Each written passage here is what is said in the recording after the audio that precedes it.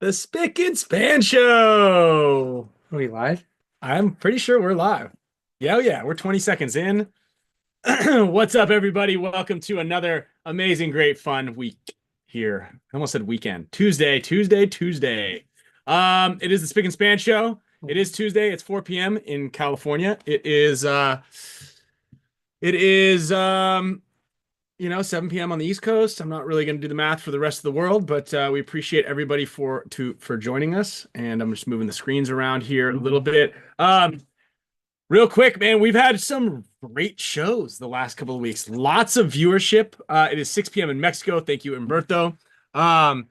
Hello in Malaysia. It's 8 a.m. Good morning, Alan. All right. Yeah. Um, yeah, Travis, we'll talk about the Harris thing. That was kind of funny. Oh man. But we've had an amazing last couple of weeks, obviously at the expense of Dynasty to a certain extent, but Yeesh. psych, because we're getting everybody back.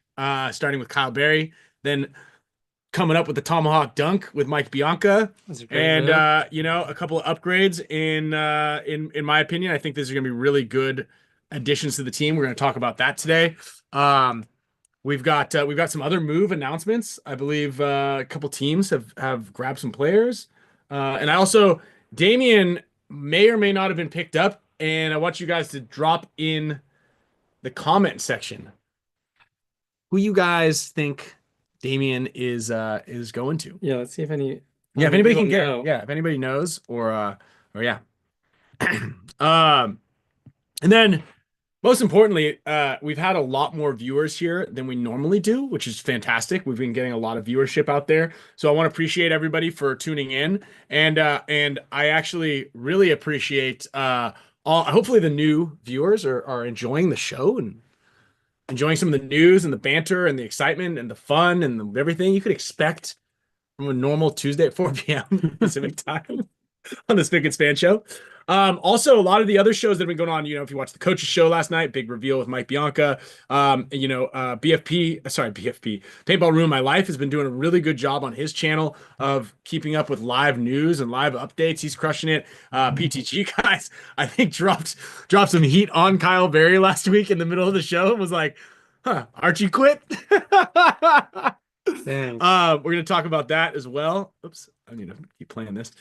And let me what happened here. I pushed a button. And yeah, we got some really great stuff going on here. In addition, we've got the Big Kahuna. Big Kahuna? Big Kahuna. I think Kahuna would be like something else. Hmm. Big Kahuna. We got Billy Ceranski joining us on the show today as well. So very excited to have him back on the show. If you guys remember, his last episode was it was full of really fun stories. It was actually really cool. Also, really good idea to get a pulse on how paintball's going, and he's got his finger directly on the pulse there, and knows exactly what's going on. Maybe we can announce some teams that are going to be signing to JT and Core this year. And a lot of really exciting announcements and fun things. Also, the Spick and Span annual charity raffle is going right now. It's live. I think we hit the 4,000 mark, $4,000 mark. So that's a big home run right there. Boom. Yeah, boom. And the goal is That's to on make Dynasty Paintball. that's at dynastypaintball.com. You can also pick up a pair of pants, some sunglasses. You can pick up a pair of a jersey, some goggles. You can pick up some raffle tickets. They're $40 a piece. And actually, um, there aren't a lot of them out there, and which means that you guys have a really good chance of winning. So right now, just off the top, we've got a Lang jersey, a Margot jersey, signed World Cup jersey by the whole team, Tiger Wear bands. We got Harris Hussein jersey. We got my NECTR Force right here. This is the I'll throw in a jersey, a regular jersey I don't want also. to get banned, but this NECTR Force right here that I used. You can check out my Instagram if you really want to have a look at what that is. I'm giving that away. That's gonna be the grand prize. Also, the grand prize winner is also going to be able to pick a charity of their choice where they would like to see some of the funds go to. So that's also a really great factor in deciding factor out there.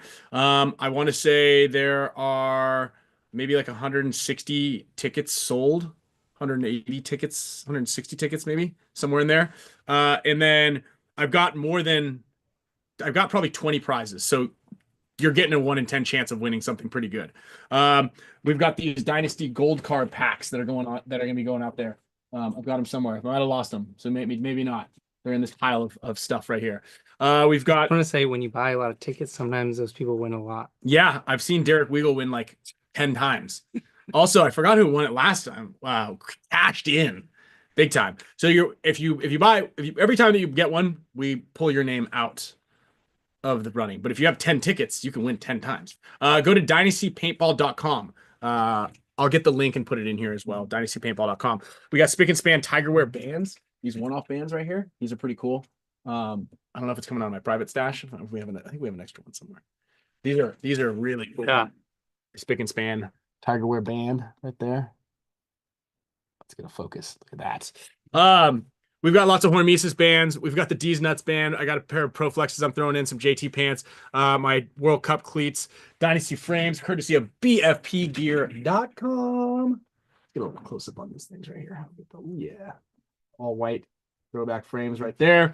And signed USA jerseys. We've got all sorts of really cool stuff. And I'm really excited about Dragon 55. Oh, Dragon 55. Let's get him kind of on the merch wheel. perk. I'll throw you on the wheel right there. So yeah, really great stuff there. We don't have any more of these Pate Smith Law Tigerwear Support PB shirts, do we? No, that was He has them all. He had, yeah, Pate. I think Send him over. As a matter of fact, Ronnie Dizon won the very last one of those. Oh, he did? Dizon's a show supporter, and I brought it to him and handed it to him in person. Wow. At the World Cup. At the World Cup. Shout out to Ronnie Dizon Docs. We tried to get him on the team. He said no. Tom was wondering if you have any used World Cup socks for sale. I do actually, but they're my great white socks. So I'm not ready to part with them just yet. For sale. Oh, I thought it was to give away. For sale, maybe, actually. Yeah. They come with feet pics. It comes with a video of me taking them off of my feet. So if you're into that, go Ryan Greenspan /onlyfans.com. And then big shout out, guys, to Bob Howe, who's been he runs the webcast, the semi-pro webcast, and he's been producing our show and actually, Bob, I don't even know where you live, but it is not in the studio here. He's actually remotely producing our show, which takes a load off of me clicking around and measuring these things. Yeah, yeah. Oh, we should definitely lock that door. So big shout out to Bob.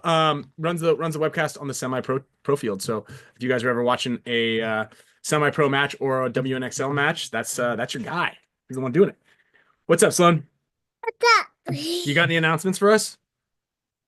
What? You got to say, well, I don't know. Do you want to say Spicka Span Show? Or what? Why? Because we're live on the Spicka Span Show, and it's you. You're the voice.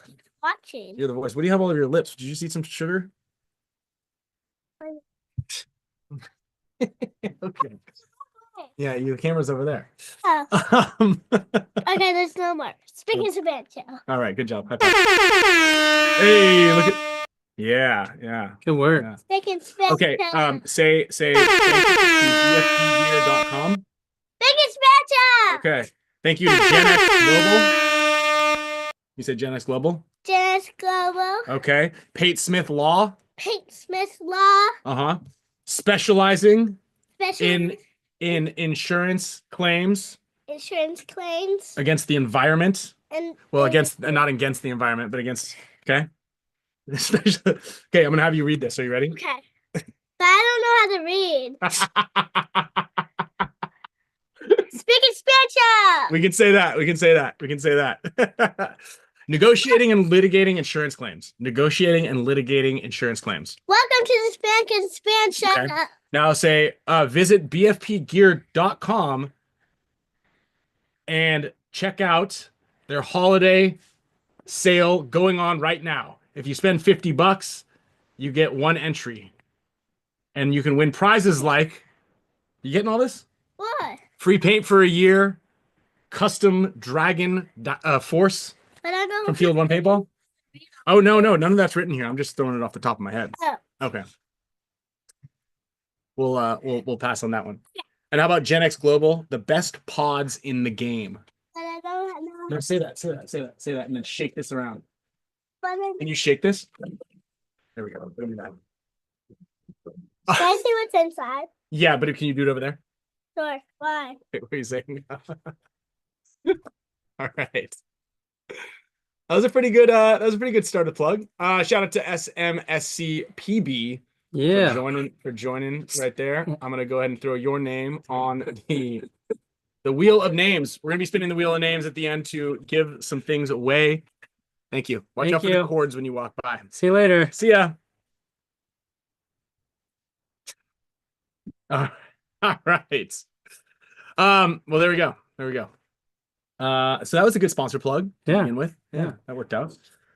So, a couple of things. Yeah, we just when you thought Dynasty was down and out, we get some great pickups, and then we get kicked in the nuts again a little bit. But we're gonna get back up, and we still have another couple of players on the radar to do that. Is that no? That's my I show. I see. My thing is just bugging out over here. Oh. Yeah. And then yeah, so we got a lot of names on a list. Last week I might have been a little ambitious in telling everybody to hit me up if you want to join the team, because I'm getting messages from people who have a friend of a friend that they've seen play paintball before. Oh wow. Who's really good and fast and aggressive. Maybe you just need to do tryouts. I think, well, hold on. I think what I should have said was hit up Alex FRAIGE if you've got a friend that you think might be good. And then if you are a pro player and you could fill in one of the spots that we had missed, that's the guys that we're looking for. But I do appreciate everybody who reached out and put their name in the hat. There were some names that I wasn't aware of that were looking for teams, which is good. And we are still deliberating. There's a bunch of names, a handful of names now. We've whittled it down, kind of bouncing back and forth. Congrats to I believe because I know Frank and Tommaso hit me up, but I believe he is now on the Ironman with did you get him on the thing with Tom Guest? Oh, is that released? Oh yeah, I think it was, huh? Or no? I don't know. No, I mean, like, was it it on their thing? I don't know if I saw Oh, that. shit. Did I do that again? But maybe Okay, well, there was. Yeah. Anyway, congrats. Sorry, Chris and everybody at Die if that wasn't released. With yeah, Frank's yeah. Ironman. Okay, well, there we go. Yeah. You're good at that. I am. Yeah. Well, I like look, that. I got like a text. I didn't know that. You should see. Like, I think I showed you my phone for a little bit, like Yeah. how many people are reaching out to me and what's going on. He's up there, dude. That's a really good pickup for him. Yeah. So I got that. I'm throwing Bianca under the bus. I think it was him. Actually, it might not even been him now that I think about it. Anyway, someone texted me and was like, "Oh, Frank's off the list because he's now with the Ironman." And I said, "That's a good pickup. That's a good pickup." Yep. And Alan, we got Revo changing their name to Arsenal. That's happening next week. Or sorry, next season. We talked about that last week. We got a move from Damien. Does anybody know where Damien is going? Put your comment down there in the bottom. A bunch of people were thinking Aftermath. Aftermath. That makes sense to me. That would make the most sense to me. I do know that Aftermath still needs guys, right? And they need guys that are kind of local because they're going to play a lot of paintball. Aftermath is kind of going the route of the PB Fit model, where they're going to try to keep everybody really tight, really close, and play as much paintball as possible, which is really cool because that's something that they're able to do there with Wayne. And then the NYX thing, I don't know. Yeah, so if it's necessary bringing that up. That's a good one. Okay, so here's the thing. While I was looking Harrison in the eyes and saying, of course we're not going to text Kyle Berry, I had literally just texted him saying, "Hey, you want to play with the team?" And he texted me, "Yes." And he said, "Do not go after Kyle Berry." And I looked him in the eyes and I said, "Okay." But that was from then on because I'd already done it. It was already in the works. Yeah. You know what I mean? And so I was right also that me saying Ryan's really good, you won't be able to see through him if it's right or wrong.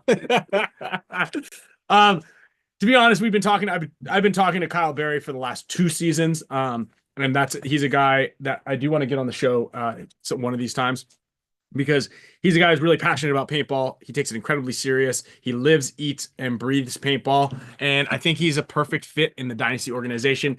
He can definitely play the same spot that Marcelo played.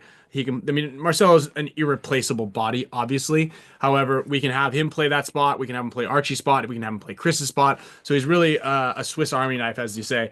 And I think that that's a really good pick. I'm really excited that this happened. And we'd kind of been talking to him for a while. Still trying to get Meter. I don't know where you're at, Meter, but it's X Factor's looking a little crowded now that Archie's over there. So, you know, like go ahead. You know, my phone's right here, dog. And I don't see your name on my text list right now. I even sent Meter a picture. I typed in airport flying lessons near me, and I showed him the distance from my house to the nearest airport so that he could take his flying lessons talent over to San Diego. I saw the plane that he's learning on. I don't know if that's going to get over here. No. He drives. He can drive over here. He ships his car over here. Oh, okay. He takes a commercial airliner at Dynasty's expense, and then you can just start taking lessons how to fly. So there you go. We got the ocean. It's a better view than that. Yeah, come back. Yeah, you can fly around. You get to. This is how cool the local airport is here. The where you learn. The flight tunnel. I don't know exactly. So you get this like 360-degree kind of bubble that you're supposed to fly through. Your flight path goes directly underneath the F-35s, right through Black's Beach. Oh, wow. And then you can fly around the Navy base where all the other cool planes fly. And then you get to fly this one little strip through downtown and like over the bay in the harbor with the military base on the left-hand side and then the airport on the right-hand side. And then as long as you stay in this little thing. I know this because what's also blows my mind is there's something called a discovery flight where you, for like $75, you can sign up without any credentials. You don't need a driver's license. You don't need a breathalyzer. You don't need anything. And they're like, cool. You want to learn how to fly? Do you want to bring a friend? He could sit in the back. And then you go into the thing and you go, hey, yeah, I signed up for the Discovery. And they go, cool, here's your headphones. Have you ever been in a plane before? And you go, yeah. Okay, great. And then they give you about maybe a 15-minute, like, I don't want to call it a crash course, but lesson on how to fly. And then they fire the propeller up, and then you sit shotgun and you fly the plane. Whoa. Yeah, it's so cool. Dang, for only $75? I think I did it for $75 or $80. But I think that the idea how long ago was that? That seems like I brought Skimp with me. A little cheap for how much gas costs. It was awesome. Yeah. And then you get to fly around and you get to do these like little you don't get to spins, but you get to like do these cool maneuvers over the San Elijo Lagoon. I flew right over Mount Soledad pretty low. I'm like, and I'm fully in it. Like I'm doing all this. And I go up there for $75 and the other guy's like, you're doing great. And this is my only second time flying. Yeah. I stayed at a Holiday Inn Express last night. I realized that it was, well, it was a really cool experience. I realized flying is relatively easy. And now this is granted, I'm sure that it changes with the environment. If it's foggy or cloudy or windy or rainy, it makes it a little more difficult. But, yeah. And it was like, it's pretty cool. I think that they allow you to bring a friend. Like I brought Scott, and Scott was just in the back seat. Like I just sit back here the whole time. Yeah. So that they're not like, okay, well, this fool isn't gonna like do anything crazy. Oh yeah. Buddy with them, yeah. You know what I mean? If it was just me and I like was like, like I've been feeling kind of depressed lately. I've been really depressed lately. How's your life going I was gonna bring my girlfriend, but she just broke up with me. Are you all ready to fly? I sure am. Psychology evaluation also along with the 15 minute tutorial. Headphones and Bose headsets, you know. So yeah, that's a pretty cool thing. Anyway, Meter, if you're watching this, there's a sick airport right now. And we got like pushing 250 people in here. If any of you guys want to go message Alex on Instagram and say, hey, how come you haven't been on the Spicka Span Show anymore? Where you at? We miss you. I'm sure he would love like 200 messages to his Instagram inbox, right? Yeah. He certainly he must be feeling a little lonely if he hasn't been on the show in a long time. Yeah. And if you so just go send him. You could also call. I don't want you to call Field 1 and have Yosh ask, but I'm sure there's a way. Is there like a HORMESIS like hotline? The 1-800-HORMESIS. Yeah. Big shout out to Alan Fang and donating the memberships. Good morning. He must have a great morning so far. Also, another thing I forgot to add here to the pile of announcements. Dynasty Champions Club memberships are live and open right now. and we are going to have an intel session probably next week. We have one a month. We're talking about expanding that to 2 a month to talk about various different strategies and whatnot. But it's a cool way to get together. Everybody on the Champs Club is part of the team. You know, that's a really cool thing. You know, Archie left a heartfelt message to the Champs Club specifically. Those are the first people, I think. He notified them, I think, right before he notified me or right after he notified me that he was leaving. So a lot of times you're going to hear some of the news first. Lots of sales, lots of little prize things that go in there. And we have a lot of really good support crew and staff. The gifts that we give away every single month, I'm hoping that, I mean, this month's prize is so rad. But we give away a prize every single month. I don't want to call it a prize, a gift every single month shipped directly to your door. Sometimes it's jerseys, sometimes it's headbands, sometimes it's gold cards. And what I'm holding in my hand right now is going to be an exclusive gift. And I don't want to totally ruin the surprise. So I'm not going to get this thing very close to everybody. But this is a very, very cool looking thing that I have in my hand that is going to be coming with one of the next quarter's gifts as well. So what's that? Well, it might have worked because Alex is already messaging me. Excellent work. So you come on for 20. Do we want to get it? Well, he has the link. We're gonna tell him to come in for 20 minutes at the end of the show. Because we got Billy coming on first. I don't want Alex to try to steal all the just say never mind, we actually don't want you. Yeah. Oh, also I want to open this. This is pretty cool. I think these are this just came in from 88 Films. This is pretty cool.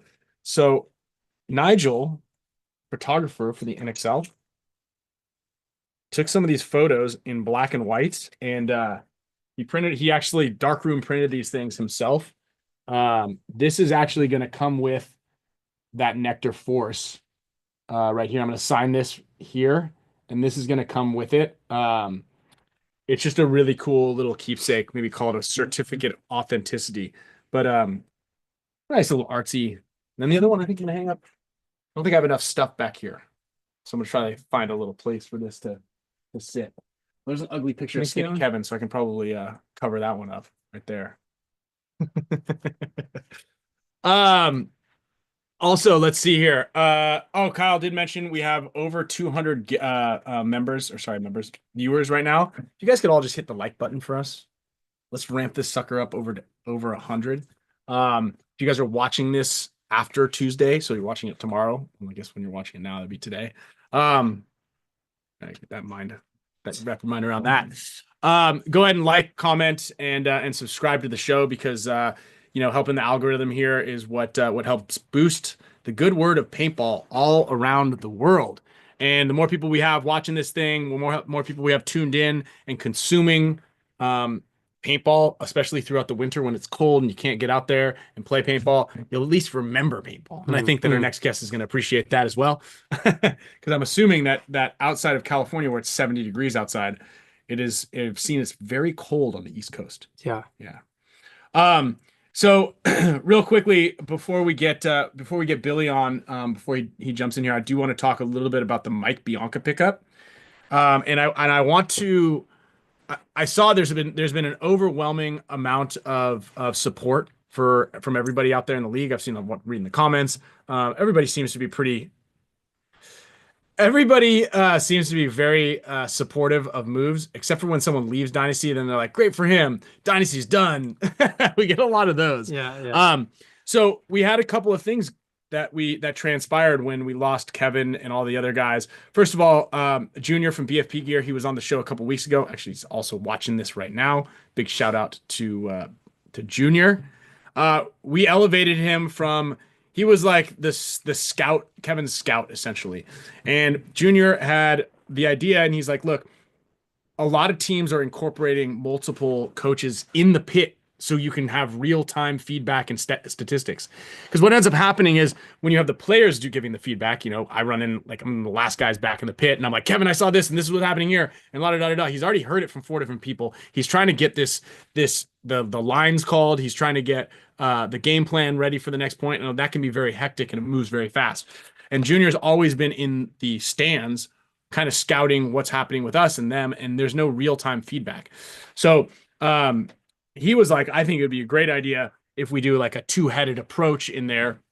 And so from a statistical standpoint, we have Junior collecting the data in real time and feeding it to Mike Bianca. And Mike Bianca is, you've already seen his ability to coach and lead a team and create a plan, right? And so the two of them working together is going to be like, you know, the 1-2 punch, or the two-headed dragon, I think is what I put in there, which is kind of a nice little pun.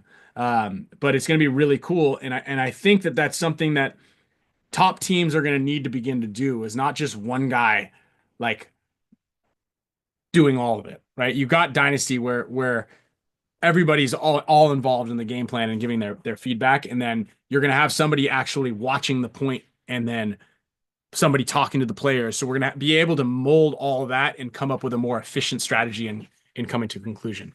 So checkmate, fool. I was just noticing too, before Skinny left, you guys messed up his ranking here a little bit by adding him to the roster for 2 events.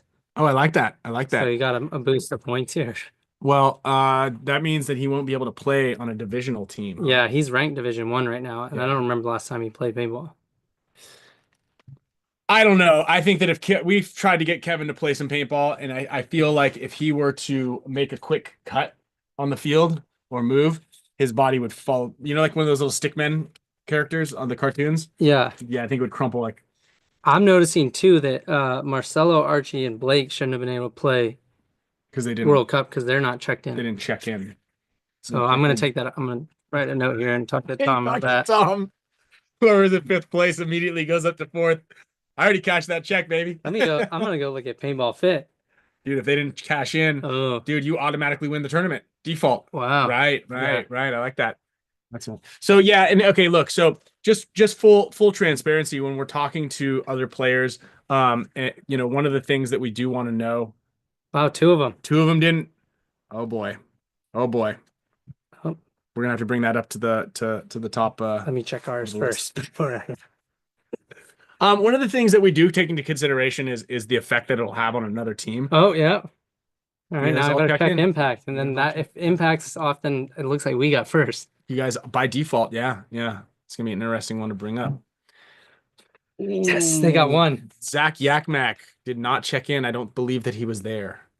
Oh, was I it? think he had a kid. Anyway, I think he was there. was he there? Take him down, dude. Get out. Right, The evil empire. Stealing all of our teams. One of the things that we do discuss with players or coaches or whoever it is, because this is a concern of ours, is what is the impact it's going to have on the other team, right? Is this going to completely derail the team that we're going to be poaching a player from, essentially? And I think that that's an important factor because obviously some teams feel that Dynasty is really resilient, but in the event that like someone got me, someone got Yosh, someone got Alex, like the Dynasty brand may crumble or, you know, fold. And I don't know if that's something that teams are thinking about, or maybe that is something that are like, all right, great, hopefully this team's not around anymore, so we don't have to deal with them anymore. Mm-hmm. But I do believe that teams have legacies, and it's important that when teams work really hard, that removing one player from the team, like the Danny Schonauer thing, like that was a big that was a move on our part that we didn't foresee it having a ripple effect like it did. Removing Danny from that team kind of crippled the entire team, and then that was what they relied on, and the team kind of folded as a result. So that is something that we do take into consideration. So it is something that we don't take lightly when we're looking at other players. Yeah. That's something we need to look into. So as we discussed that was one of the conversations we had with Mike. He appreciated that, and then he was like, "Let me talk to my guys first." You know, and Mike, I think I had like an hour and a half conversation with him. Junior had a 2-hour conversation, and then you know a lot of he's spoken to a lot of guys on the team, and yeah, it's a big one. And actually, Jay Shad, taking Kyle Berry practically dismantled NYX. Well, Kyle Berry was on the ML King, so NYX Harris technically dismantled NYX. Also, they did just have the tryout. I didn't follow up with him as to who. Tom Cole, is that Tom Cole? Yeah, you copied me in on it. Yeah, I love Steve that. you in there. Thank you. He just wrote LOL. He said I saw that the other day. I'm gonna say I'm gonna talk to your boss. So I believe that NYX, the new NYX, has an opportunity, especially with the other NYX guys that are still floating in the ether, to be able to pick up guys that can fill his spot. So, I believe that Kyle Berry was was the biggest and most vital player to that organization. However, with both Charlie and Harris and the other NYX team being able to, because I could also argue that damage taking Carter Donaldson was a big move as well. Oh yeah. Yeah, I mean that was like a big part of their offense as well. And it's like it's tough, right? It's tough to draw a line in the sand as to like who is or what team or who is off limits. And I like Zupa. Zupa was definitely on our list as well. I believe Zupa has some injuries. He wanted to take some time off. Yeah. I think Zupa's a great guy. Zupa also happens to work for Eco One. Anyway, the company that helps to create a plastic additive that makes plastic break down in landfills. And that's something that Arfon and the guys at Gen X, which is another reason why we love Gen X to be a part of everything. And we like to be able to support Gen X in the way we do is because they use that in their pods. So knowing that any pod lid that's broken, all this plastic buildup that's just seeping into our bodies, one molecule at a time through water and through leaching out of landfills, we can know that Zupa is out there fighting the good fight as well. That's why, I feel like he would be a good fit on the team as well. But I do believe he's also working through some injuries. So yeah. Anyway. But yeah, we've got Billy Ceranski again joining us today. He's just logged in, and we're gonna get him on the show here in a moment. And if any of you guys have any questions for the big man, the guy who's in charge over there at Core, kind of steering the ship, please, by all means, put him in the comments section. And this is, Wayne Black, legendary. That's absolutely correct. He's a big part in paintball history. He's also a first round inductee into the Hall of Icons, the Paintball's Hall of Fame, or one of the two Hall of Fames that Paintball's has, but one specifically for players. He was an opponent and a menace. I even call him a menace. I feel like he calls me the menace, but on the field. But welcome here, Billy Ceranski, everybody. Oh, boys, how are you? Good. How are you doing? Living the dream up in sunny Montreal, where it's 30 degrees outside and snowy. We were just talking about that. Oh man, yeah, we were just talking about how nice it is here in. I mean, it's still a little like cold at 55. Yeah, Kyle's like shivering. He had his hands in his pocket. He closes the bathroom door to keep the place a little more insulated. I mean, it's like I'm about to take this jacket off, and I'm actually so warm right now. That's funny. I had a call with Rathburn the other day, and he was like, he had a beanie on, a hoodie, and he was like this, and he's like, "God, it's so freezing out here." 'Cause, he lives in Florida, so. Yeah.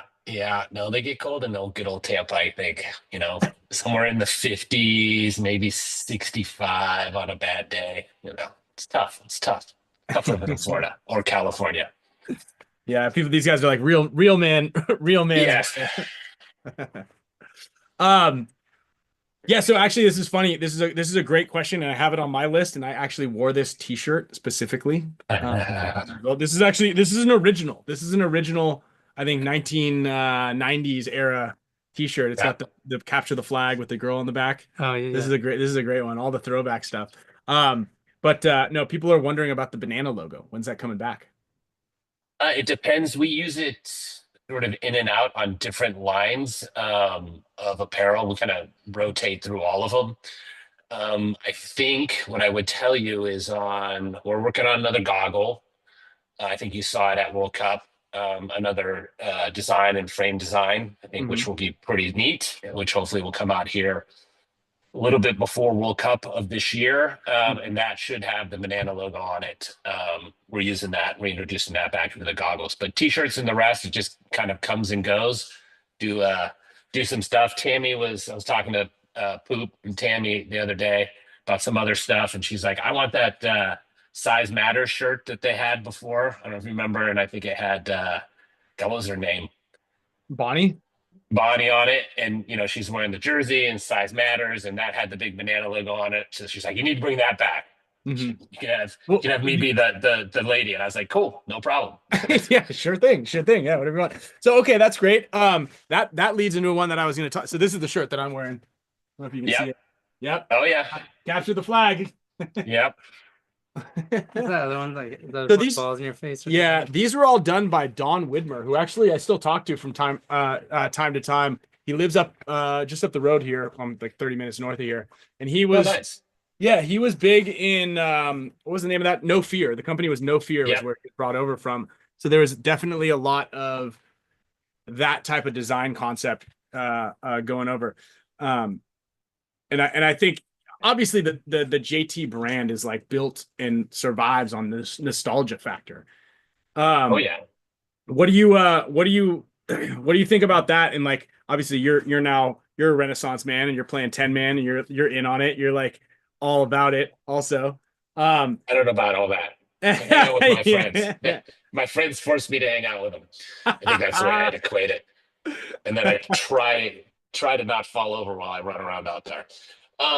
No, look, I think, if you had to look back, right, JT, as we sit today, it's probably RP and JT, which I think, and that you'd have to say of the standing brands that were around back then that are still around. They're probably the most iconic that sit out there. And I have no idea. I understand on the RP side why that carries. That's paint. It's it's kind of a different thing. You always want paint to be good, and you're comfortable with that, or whatever it is because of the consistency over time. But with regards to JT, I was talking about this with somebody. If you had to, from a technology standpoint of all the goggles that are out there, right? Like it's not a quick change lens. It's not this. It's not that. It's not all these things. I would argue it's still got as good or better of a vision than any other goggle from a lens standpoint, right? Spectral wise. But the fact that people love the goggle, they keep going. It reminds me of autocockers. It just like certain things didn't make sense in the old days. Like, why would you keep using that? And I love it. It's just my thing. And I can do, I can replace the ear, or I can, change my face plane, or I could get 70 different colors and I can mix and match all that. And it's, no pun intended, it's core to the industry, right? A C, not a K, is I think just carries forward. And the fact that when you really do look at it, there's certain things that have not changed over time and that are still as good as they were. I think you can make the argument, 30 years ago when it came out. And I don't think you could say that about every product that has sort of kept going, that you can say, man, this is really close to what it was. And there, we've definitely gone through different manufacturers. Some of the old guys, originally the goggles were made in Mexico. Right. That guy went out of business, right? Like he went away. So all the goggles had to get moved. And they got to retool everything, got to make sure it all works. And I know people will go, well, that's, how hard can it be? You made it once. Making it once in the same place, not, and then making it over and over, not so hard. Picking all that up and moving it and recreating it all so it is exactly the same is also not so easy, And so I think it is a testament to the fact that everyone who's worked on the goggle and has stuck with the goggles, especially, I think on the manufacturing side, whether it was us or the people before, it understood what it was to make a good product and keep that in line. And that's what the consumer wanted. And, I definitely think we went through some lulls, but then revitalizing it, finding out what people liked, and then, capitalizing on that and continuing to give people, I think, good product is what you got to do. Yeah. I mean, we're getting a ton of comments in here about like people, the fact that they just the rave over the goggles, right? The comfortability, the breathability, the ability to communicate is like a huge factor that people don't quite understand. It's like the Rolex of like watches. JT, not that. Yeah, it really is. There's some other nice ones. That's a Rolex. That's people know what it is. That's absolutely right. Isn't there like an interesting like treasure hunt story with the original tooling like from Mexico? Didn't like a lady like was like, I'm taking this with me, and you guys had to like find her, or did something? Oh yeah, there's been all kinds of stuff. Like I would tell you that the guy who had them, he went out of business, then he kept the tools, then supposedly he made some product, then it went away. and then someone else got a hold of it, and it's still floating around, and we've been working on it. And That's I think, the complicated part about tooling, what most people don't understand, is you can only use a tool so many times, right? You basically are squirting stuff in there, whatever it is, into this tool and going and going and going. Well, eventually you do that enough, and just like anything else, right, it wears out, tolerances get wider, and you got to make a new tool. And so if you don't make a new tool, everything that starts getting squirted out afterwards starts failing and having problems and the rest. So I'm not even sure, like some of the older tools we have them shelved, if they would even still work, because of how many, lenses or frames or whatever Right. faceplates have come out of them. And, these things do float around, and you always pray that your vendors, destroy what they're supposed to destroy and do all these other things, but you never really always know either, regardless, unless you're making it in your own warehouse, in your own facility. And I would argue no one in our industry does that in any way, shape, or form. The tools are like what presses out the molds. Is that? No, so you Could would be. call your tool, you could call your tool your mold, right? To me, a mold, a tool, is all the same thing. Okay, It's okay. it's just a different word to call it, right? You I have a see. lens tool, yeah. That's actually an interesting one too, and this is funny because I think it's once you I mean, obviously that you don't, JT made it, like you guys have made it, but at any point in time when people are selling fugazi or bootleg cop stuff of your own thing, that means that you've made it, right? Like if someone like they're making fake lenses over there, they're like, oh, I got this tool, like, and you can clearly tell that it's not one of your products, it's the logo's upside down, like this when you made it. Well, see, and you got to think, right? Like, so let me think about this. I would, between lens, frame that holds the lens, faceplate, ears, I bet you that's 100, on the low side, 100, probably 150 grand in an investment to make those tools, just to make them. Then you got to obviously, buy the raw materials, squirt it, and make it. So that's what people would go out and just do, like you said, Ryan. That Yeah. Well, you're doing okay when that stuff's popping up. Yeah, and then actually on top of that, you have to hope, cross your fingers, that whoever designed that, whatever comes out of that injection molded thing is like the correct materials. They did it right. Yeah. Because you can spend that 100 grand. Or I know people who've done something like this, and they get out this thing, and it's like a crumpled piece of paper, and you're like, well, hold on, these don't look the same, and you're like, well, that's what you get. Yeah. I mean, I think most people think it's really easy to do all this, and it's not, right? Takes a lot. Sure You got to know your raw materials. You got to put them together. You got to make sure they're right. And what people don't think about is if you change the raw materials, that could impact the tooling, right? Because things shrink differently, as they cool and everything else. So you like, oh, I made this tool for whatever, poly something. And then you put a different material through there and you're like, man, why does nothing fit together? It's like, because this shrank or didn't shrink at a different rate than we expected. And then, you may have to re-gear your tooling and everything else. It's well, yeah, you actually intensive process. You actually mentioned something a bit ago, just in the beginning. You're like, yeah, we've got these new frames that are going to come out.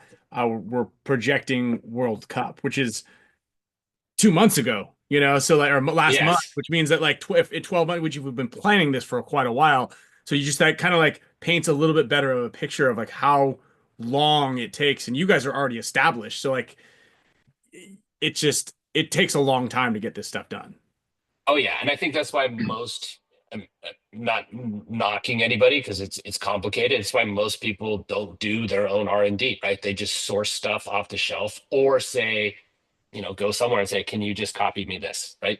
Or something similar and make these 3 adjustments. And this is what I'm looking for, because you have to have an R&D department. You have to pay them. Then you have to go tool like I said, you got to go through prototypes. To give you an example, we did a collaboration with, the guys at VKI and Anthony and the Revo frame and all that, the faceplate. That was a year. That came out really good, by the way. Yeah.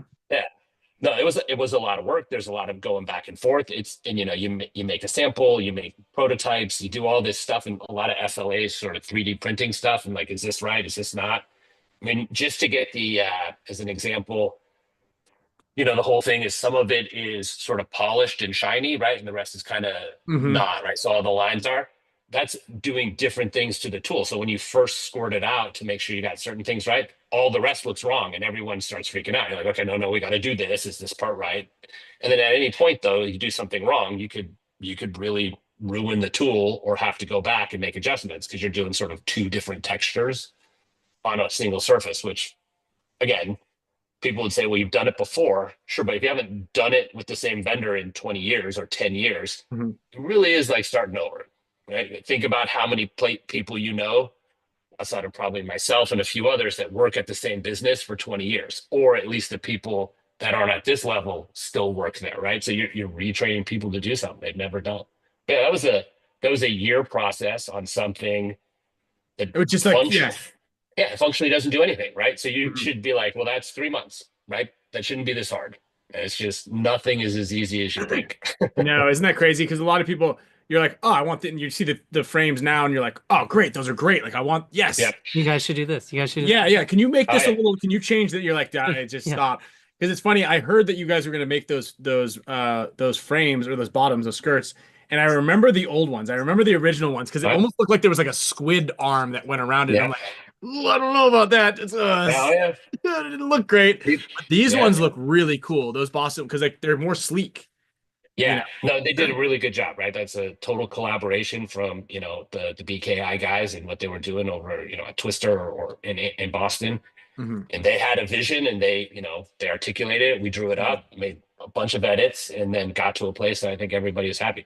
And again, I think a good part of this is like you guys know the industry, people you're talking to, they know their clientele.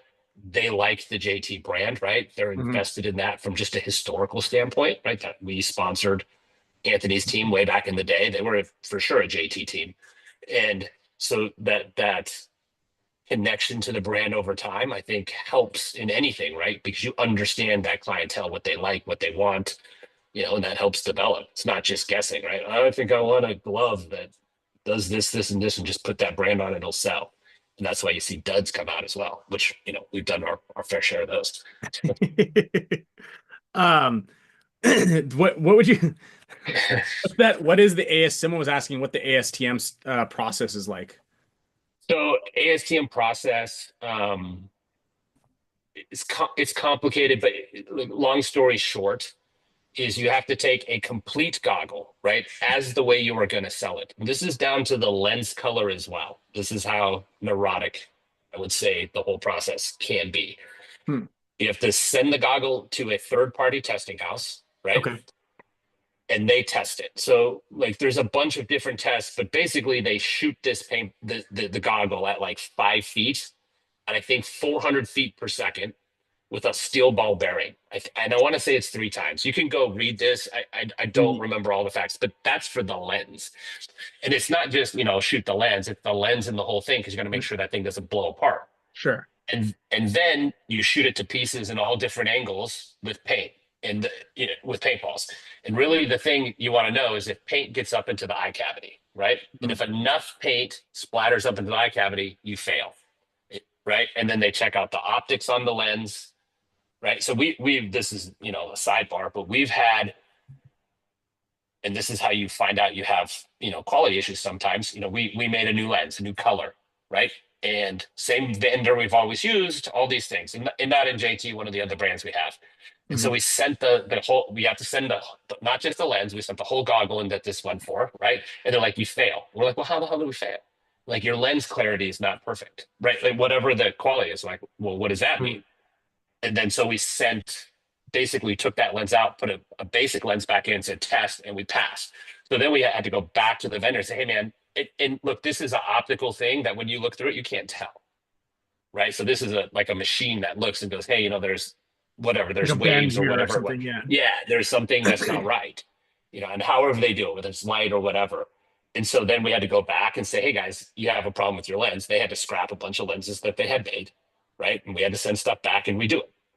So from just a general standpoint, circling back, the test that's the test, complete, right? Full goggle, full everything. I want to sell a smoke lens. You're supposed to put a smoke lens in there and test versus that, and figure each test you do, right, with this house, this third party thing, is about $4-ish grand, right? For every lens Yeah. you got to do that for. Yeah, now we've had enough history where we can bring things over and stuff like that. But part of the things we do, and like what we had to do with the Revo, right? We basically had to take our goggle, put that thing on there, that faceplate, the Revo faceplate, go test it with the ears we sell. And if we sold 4 different kinds of ears, right? Or if they did their ears, we had to test with those. So you have to test every combination. I have a different faceplate, and not colors on faceplate, but a different style. So that style, different ear style, lens, test, do it again, do it again, do it again, do it again. And you don't, contrary to popular belief, in this world, the more times you do something, there is no discount.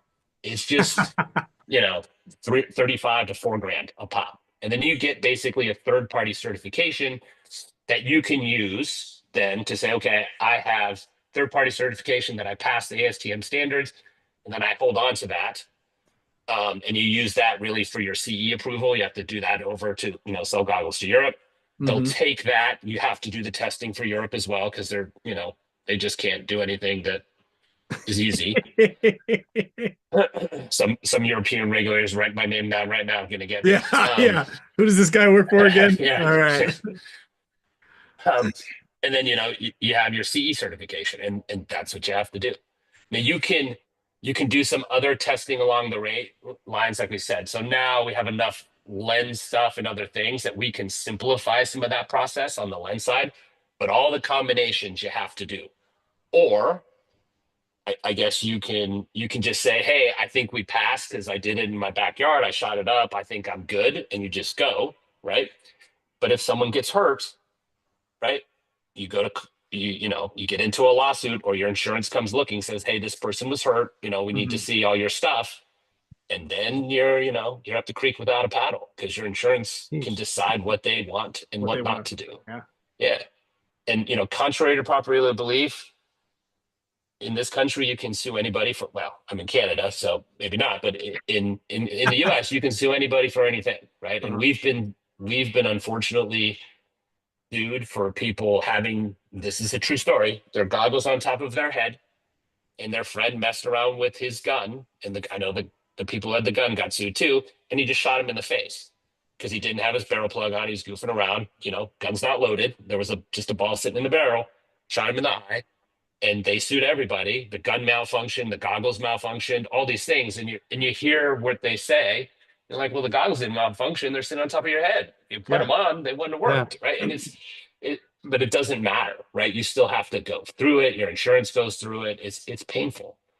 So that's one of the reasons we're such a stickler, and why we try. We'll work with anybody if it makes sense, but we want to see the testing. We want to do the testing, so we're sure, because no matter what happens, it's our lens, our frame, and our goggle that gets brought up, right? Not someone else's. Oh, like I used fuddy-duddy ears, right? And it's JT's fault. Yeah, well, you shouldn't have used fuddy-duddy ears that were made in some dude's garage who doesn't have he's got liability insurance or anything else. Yeah, exactly. And we touched on this a little bit at World Cup. Is hey, how do you stop it? And a lot of times we just don't know. Right. Obviously, there's some other people who've been more vocal and are doing more things, because obviously the goggles are hot. But in our opinion, we want to be able to make sure we're protected, and in truth, the consumer's protected. Because again, it's just like anything else. Depending where you're at in the stack, if I put a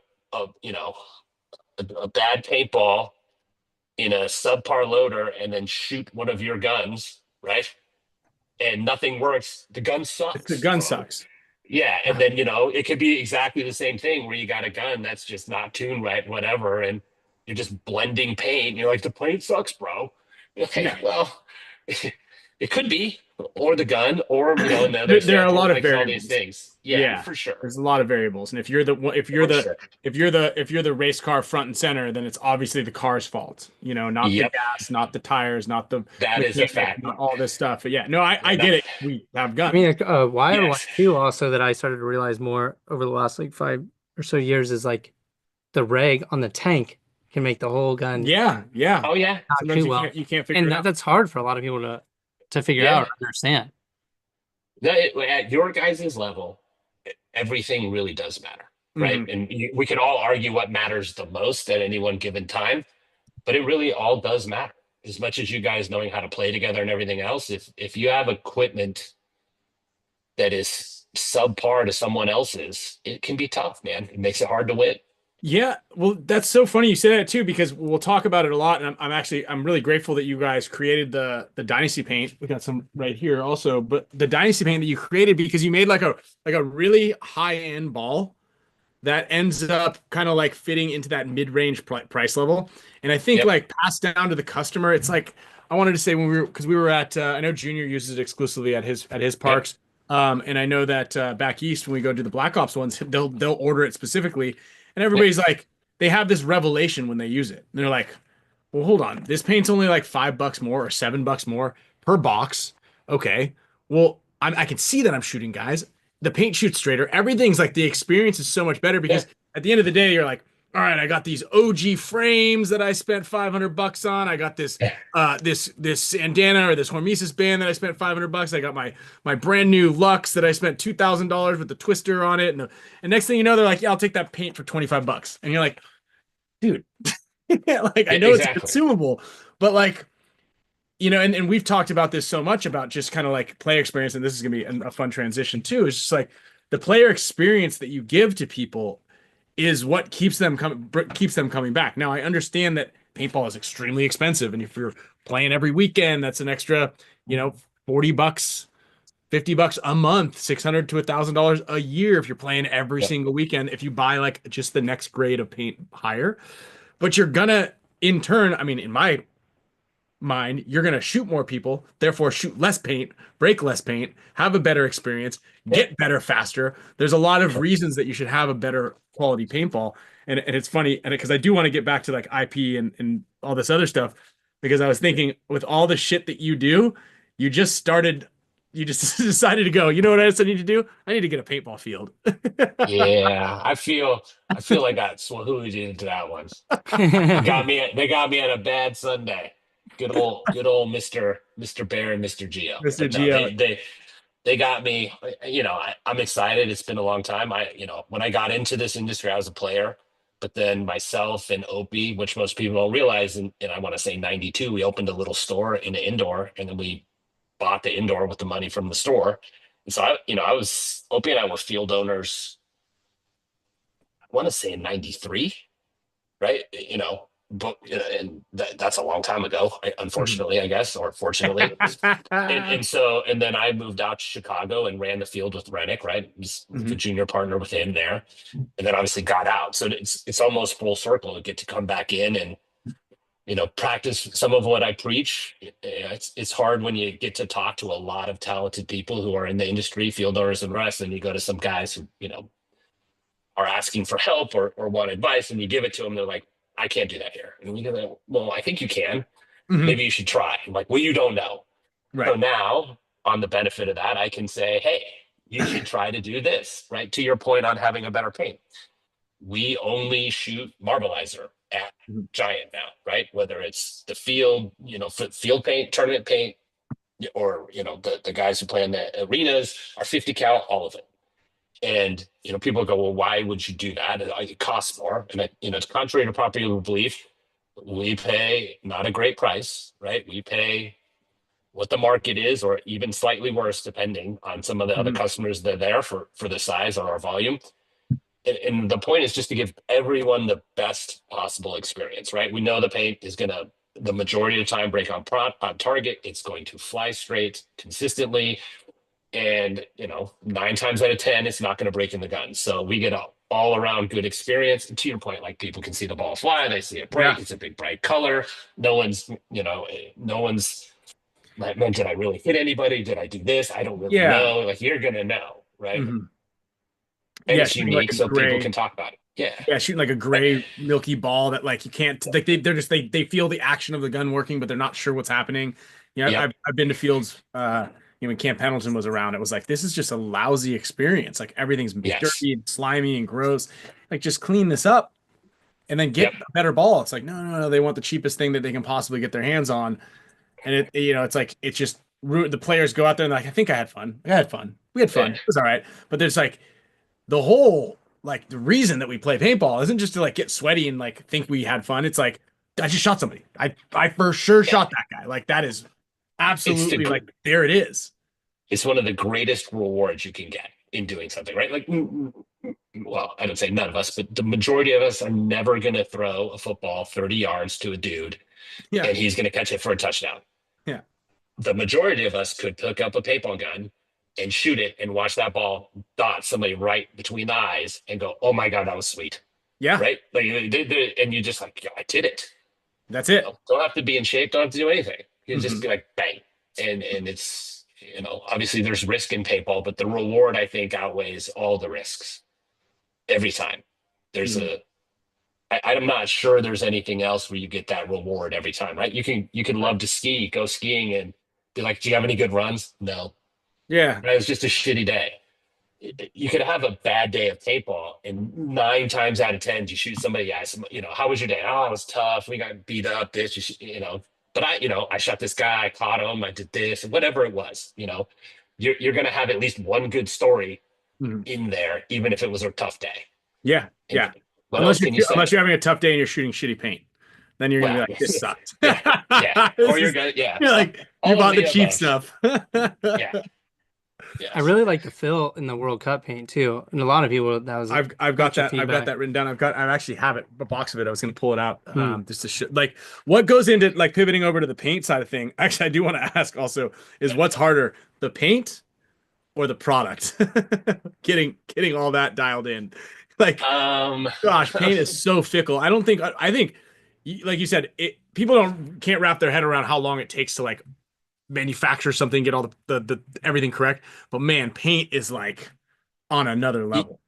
Yeah, I would say if I had to pick, so product is hard to get going, and once you do it, like once we make the goggle right, we get it right, we just make the goggle over and over, right? Yeah, So if we have to move it and do other things, or we want to change it, obviously it's really more time.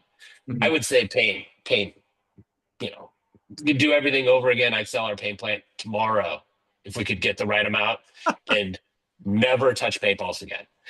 And it's fickle. It's tough from that standpoint to get what people want consistently, because everybody has a different opinion, right? You know how it is. You guys send your guy up, both of you. You guys send your guy up to the truck, and you're like, "Hey, we don't. Oh, we like this, and you both could have totally different opinions, right? And be like, "Oh, all the paint's terrible. All the paint's good. Oh, we only got this. We got this." While a whole nother team, right, even on your level or maybe different levels, are like, man, the paint's the best paint we've ever shot. This is amazing. Thank you so much. Great for crushing everybody. You're like, pound salt, all of you, because you can't win. And then God forbid it gets super hot or super cold or super humid inside of that snap, and then that creates just a whole nother dynamic. So you gotta account for what people want, the nuance and everything, what people can actually shoot, right? Like everybody, I think our knock this last year was that our paint gradually got more robust, right? So for every, layman terms, got harder, right? It was a little bit more bouncy than potentially people wanted, right? So for World Cup, we worked on really after, what was the last event? Chicago? Yeah. Before World Cup. Yeah. Yeah. So we spent, like, I came up here, Opie and I spent a lot of time working on formulas, changing the fill, not just the color, but how we made it, right? To, because the fill interacts with the shell, right? So you could say, oh, well, all you got to do is change the shell and you get a more fragile ball. That's not necessarily accurate, right? Your fill does impact it. So we spent a lot of time on, the color, and then what to do with the fill to have it help the shell, right? Knowing that Florida is 9,000 degrees and 80% humidity, which is like the antichrist for having fragile paint. And I think we did a good job, right? I think, there's definitely some teams some teams, but like to your point, some teams walked up and said, I'm bouncing everybody. And you're like, well, what do you do with your paint? Well, I got it an hour ago. I don't play for another hour. It's sitting over there. And you're like, okay, man, so bring all the paint back, get your paint, load up and go. Because all these things are going to impact the paint, how you take care of it, when you get it, all that other stuff. But, inside of that, I think what I would say is people also broke more paint that we've seen with our paint than than not, right? Yes. And some people had a hard time, and we had to find them different paint. Like, I can't get a paintball out of my gun because whatever it was, their setup, maybe their gun, I don't know, right? Like, again, when I play, still with an autococker, so I know my autococker will shoot pretty much anything. Whether Clips guns are this, die guns are this, Lux guns, your gun, field one, whatever it is, I don't know what everything will shoot, but it definitely seems like certain guns will shoot certain things better than others, and that combination, then you got to account for that. So we had to definitely help some teams find different paint, right, so that they could shoot because they were having a hard time. And you just go back through. It's like a never-ending circle. Should I have another word to throw in there? But I'll be politically education nice on paint. It's funny. Well, because you've been playing paintball for since paintball was born. Since I was born. Yeah. I think it was actually the exact same year, 1982. But a lot of people don't take all that into consideration. Like, the people in their mind are like, they understand that the elements can affect paint, but when you get to like a higher end ball, it's like, again, back to the race car concept, is like, it's a race car in the red. You're using the highest octane, the best paintball you could possibly get for the elements. Now, that doesn't mean, like you said, you can't expect to grab the paint and then have it sit in boxes or open to the elements in Florida when, get it at 10 a.m. for my noon game or 1 o'clock game. Like, our pit crew for Dynasty, I think Dynasty, I believe Dynasty without a doubt has the best pit crew staff, like, without a doubt. All the guys that are a part of it, they're so dialed in here, and we're sending runners back. If it's too hot outside, they're going and grabbing 2 cases at a time during our match. If you grab 5, grab 2, grab 2, grab 2, and just making sure it's as fresh as possible. Now, granted, everybody can't have that same type of pit, but you can get as close as you can to it, right there. And it comes down to the difference of winning and losing. Oh yeah, no, Like, for sure. And yeah, and rotating throughout, right? Like, we had a couple teams early in the year, and they're like, man, the paint is, it's great to start. We're shooting people on the break, but then it gets bouncy. You're like, well, and then you're like, hey man, you got blown off the field 3 games in a row, and you've not shot a paintball. Have you changed any of the paint that's sitting in your harness? No. Fresh loader paint, guys. Right. Fresh Yeah, loader you're paint. bouncing people. You're like, okay, you can't let paint sit in a tube, right? That's not like a little oven. And you're gonna let it sit in there for 45 minutes. Of course you're gonna bounce somebody. Rotate those. Put them back in your cooler or whatever you're doing. Everything helps. Yeah, and you take it home with you, use it for practice paint, but try to get it depends. And again, a lot of people spend a lot of money to be somewhere and to compete at the highest level, and it's like the difference of 10 guys splitting another 3 cases of paint to make sure you could possibly win or whatever it might be. But again, there is a threshold that a lot of people need to adhere to, but most certainly education on the paint side of things, on how to control it, how to do it. And then obviously I think the biggest thing that we've learned here is, if you have an issue, find you.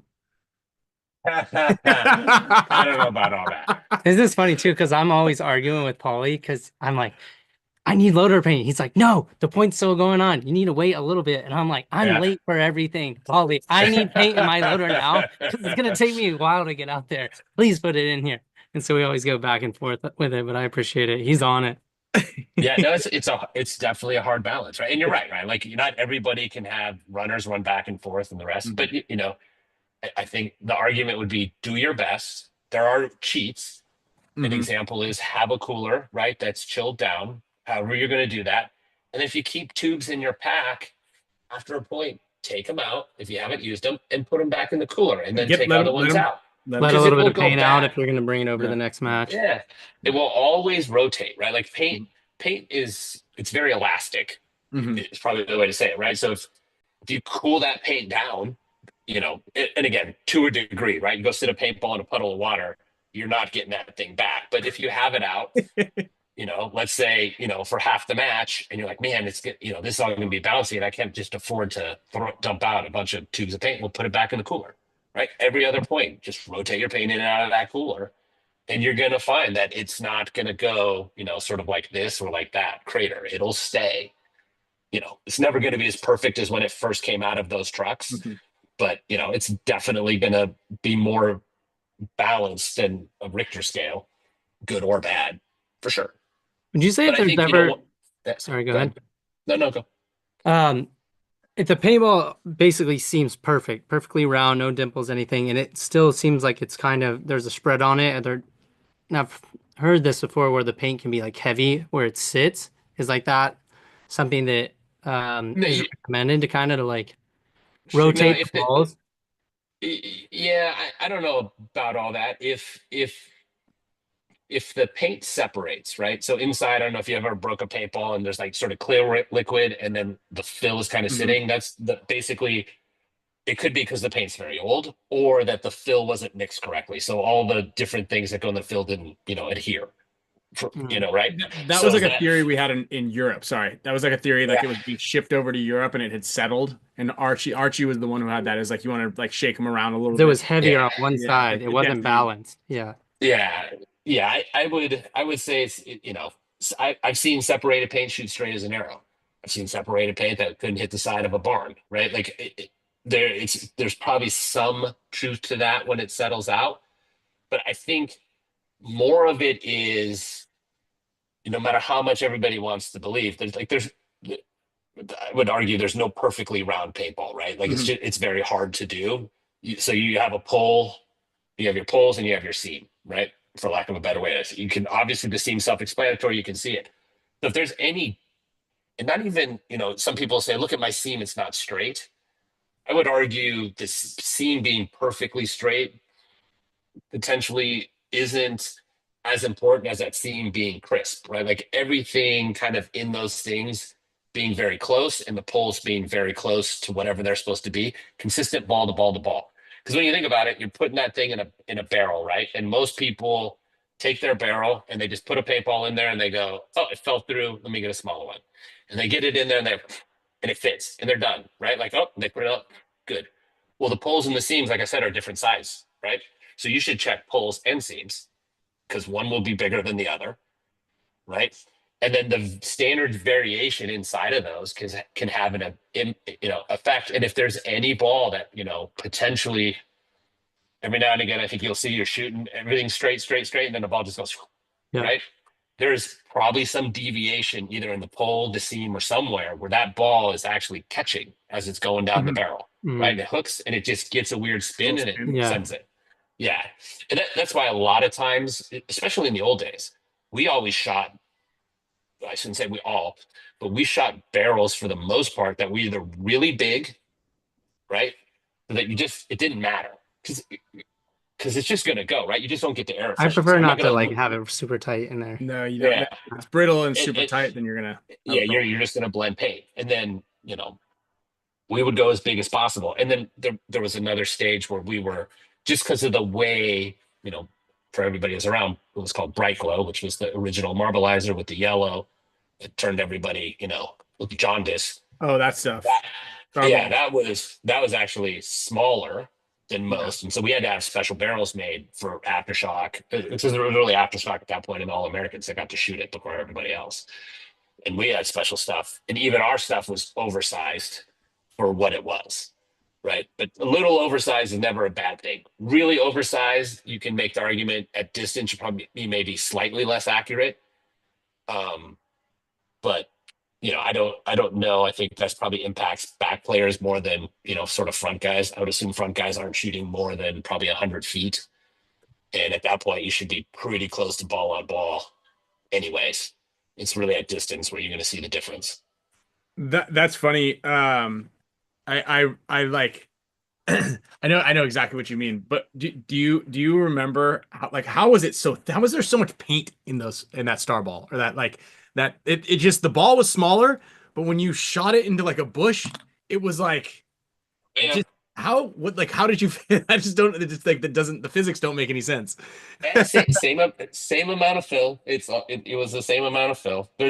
Funnily enough, there's an ASTM weight to paint, right? So paint can't weigh more than 3.5 grams to pass ASTM. So you have to work inside those parameters to get that done. So I would tell you there was just different ingredients. We'll say that we don't use anymore, that you really probably can't use anymore in some ways. Not that it was not biodegradable or anything else, but there's something to be said I guess, when everyone is selling paint for $100 and wholesale on paint is, you know, less than that, but maybe not much less than that, you can do a lot of stuff. When paint, you know, is sold for significantly less than that, then you start looking for alternatives for some special stuff that you can't do anymore. And you know, turning people jaundiced for 3 months is, you know, I think got overrated, and people definitely seem to push away. Yeah, we almost got kicked out of Mare Island. Well, we did get technically kicked out of Oliver and I because we were using it against the walk-ons. So when I first started playing for Shock, I went back and visited, and we did a small tournament. And it was like the last time I played at Mare Island, I went out there and I had a case, and I just incinerated everybody. Like, everyone was like, "What in the hell is going on?" They're like, "Get the hell out of here! Stop!" And the Ironmen were mad at me. Everybody was mad at me. I was like, "What? Sorry, I don't know." Yeah. Stop using that. Well, then you guys switched good to the stuff. pink Imperial. Like that was like okay, we're not going to use this yellow anymore. We're going to use this pink, and the pink was almost as bad. Like, it was God, that was my argument for Tom was he should switch to pink for the event, because we did it at World Cup last year. Yeah, it makes it harder to cheat. That sucked. It's so good. It kind of. You can't cheat. Yeah. It's great as long as you're not getting shot by it. It's like, yeah. Well, you got to figure, like, you know, whether you agree that the refs are good or bad or whatever. Like, reffing a paintball tournament is a no-win scenario for sure, right? Because you're never going to make all the great calls. You only do it 5 times a year, and arguably, especially on your field, everybody out there is trying to win. You guys are all evil super demons, regardless of what everybody says. Everyone's trying to get away with murder, and these guys got to figure out what's right, what's wrong. And so, you know, if you can add a little spectrum of, hey man, that guy turned nuclear pink, right?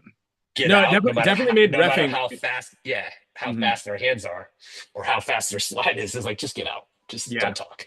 No, there's definitely something to it. I just wish it didn't stain. What does that do? Can't it be bright and not stain my fingers? Like, I want to, when I go home, I don't want to look like I'm just like got that weird shit in my fingers. I can't stand it. I can't stand it.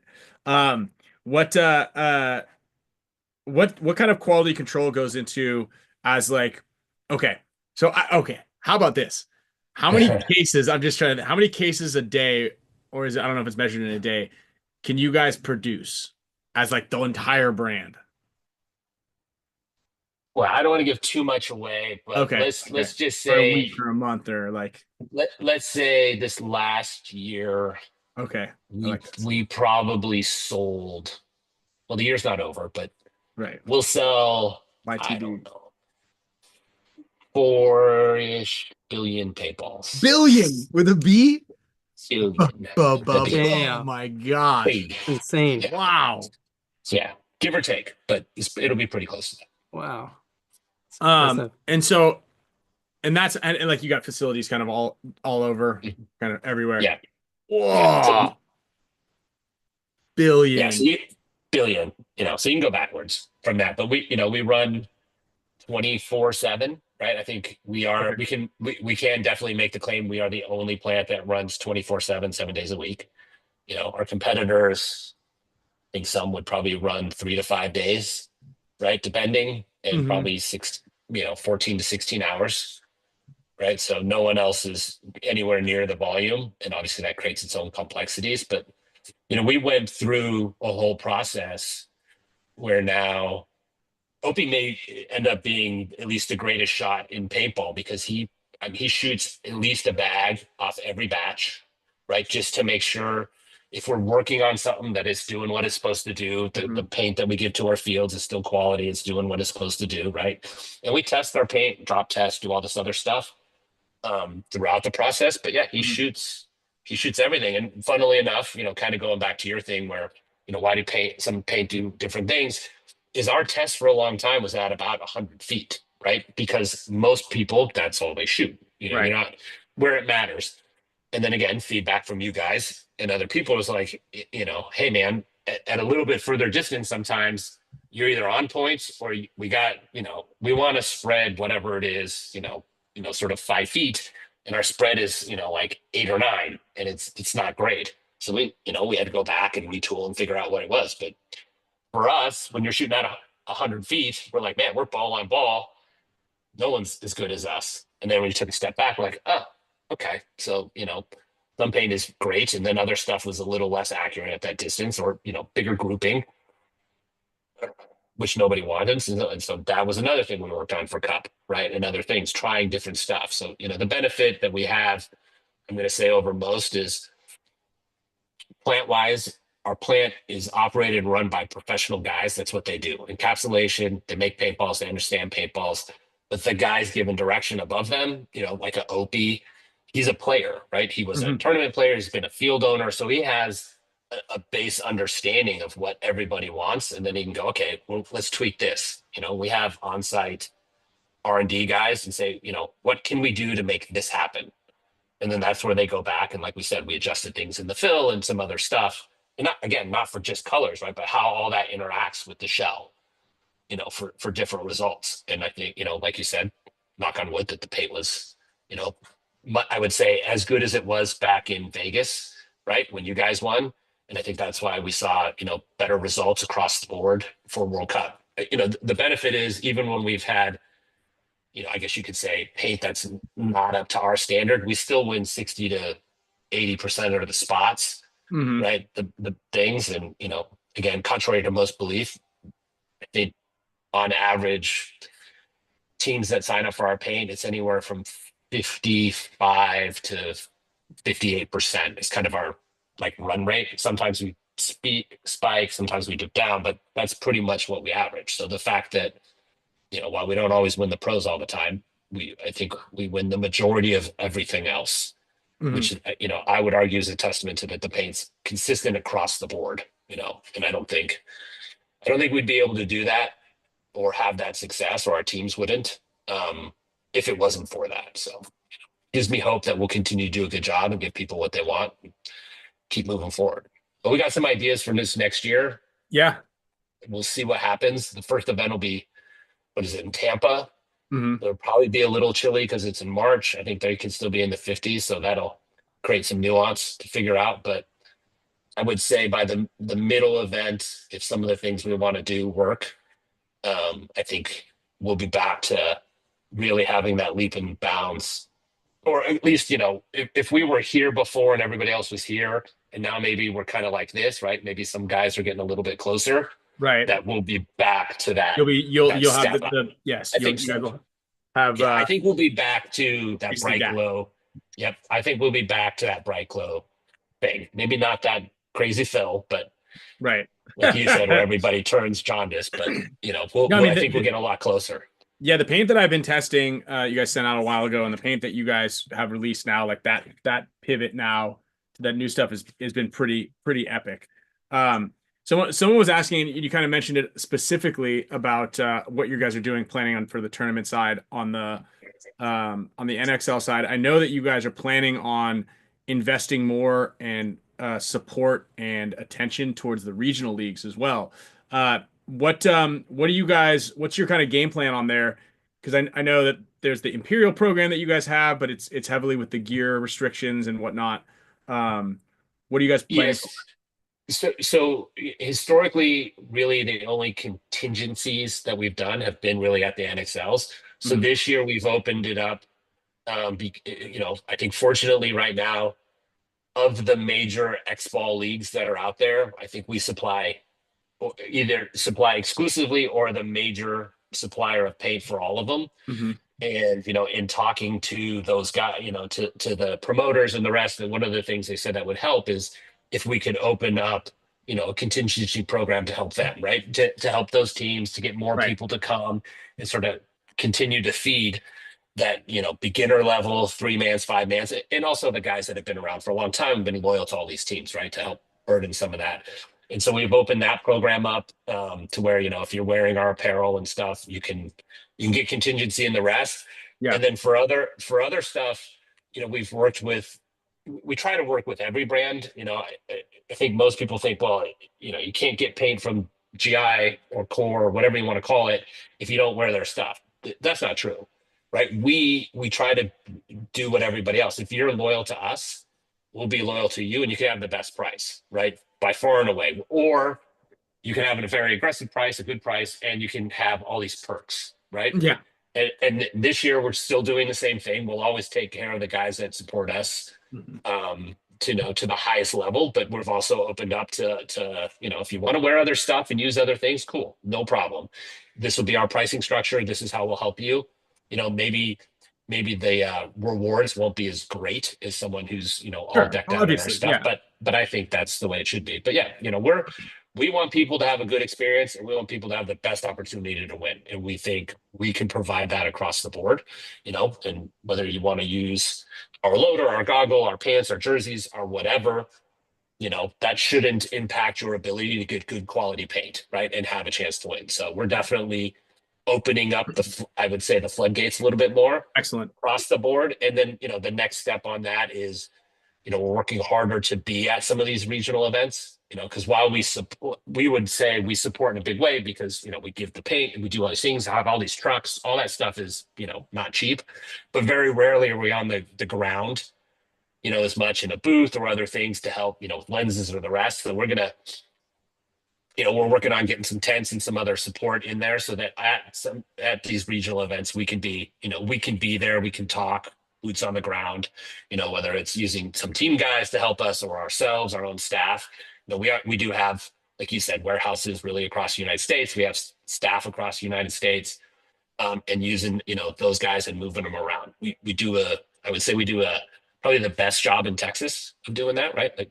Because we have two or three guys that are there. They go to events, they set up booths, they run around, right? They're at almost everything. I mean, to that point, Greg Pauly did held the ICPL at Official Paintball, which has a beautiful park. It's done a huge amount of work, and they held the ICPL. It was rainy and cold, but everybody had a good time. They had whatever they had, and they blew each other away in the rain. But teams came from Louisiana, came down from Oklahoma. It was impressive, and it was good. But that's him doing that to help the store, to help the field and generate money, and then give all the players a chance to go play and do that kind of stuff. And we're going to do that more, whether it's with the regional leagues or just on our own. No, that's good. I mean, it's obviously it's huge because it a lot of people have this disconnect between there's the big leagues and that's where all the support goes, and I'm playing in this regional and I'm part of like growing the sport here on the smaller level, and it's really cool to see the bigger guys and the people that are in charge of getting the product to this place and that can answer some questions or even getting feedback. Like feedback's a lot, everybody wants to be able to have their voice heard, which is actually kind of nice that you're on here also and doing all this stuff, because a lot of guys are asking questions specifically about, like, I mean, everything from like the ice, good call on the ice goggles. My Marbleizer shot great this weekend. Are you going to bring back the Proteus? That was in there. Hellfire, no one's going to cheat with that. Like, like, did you have those suitcase boxes? It's like, it's really cool to see because obviously the core umbrella is massive.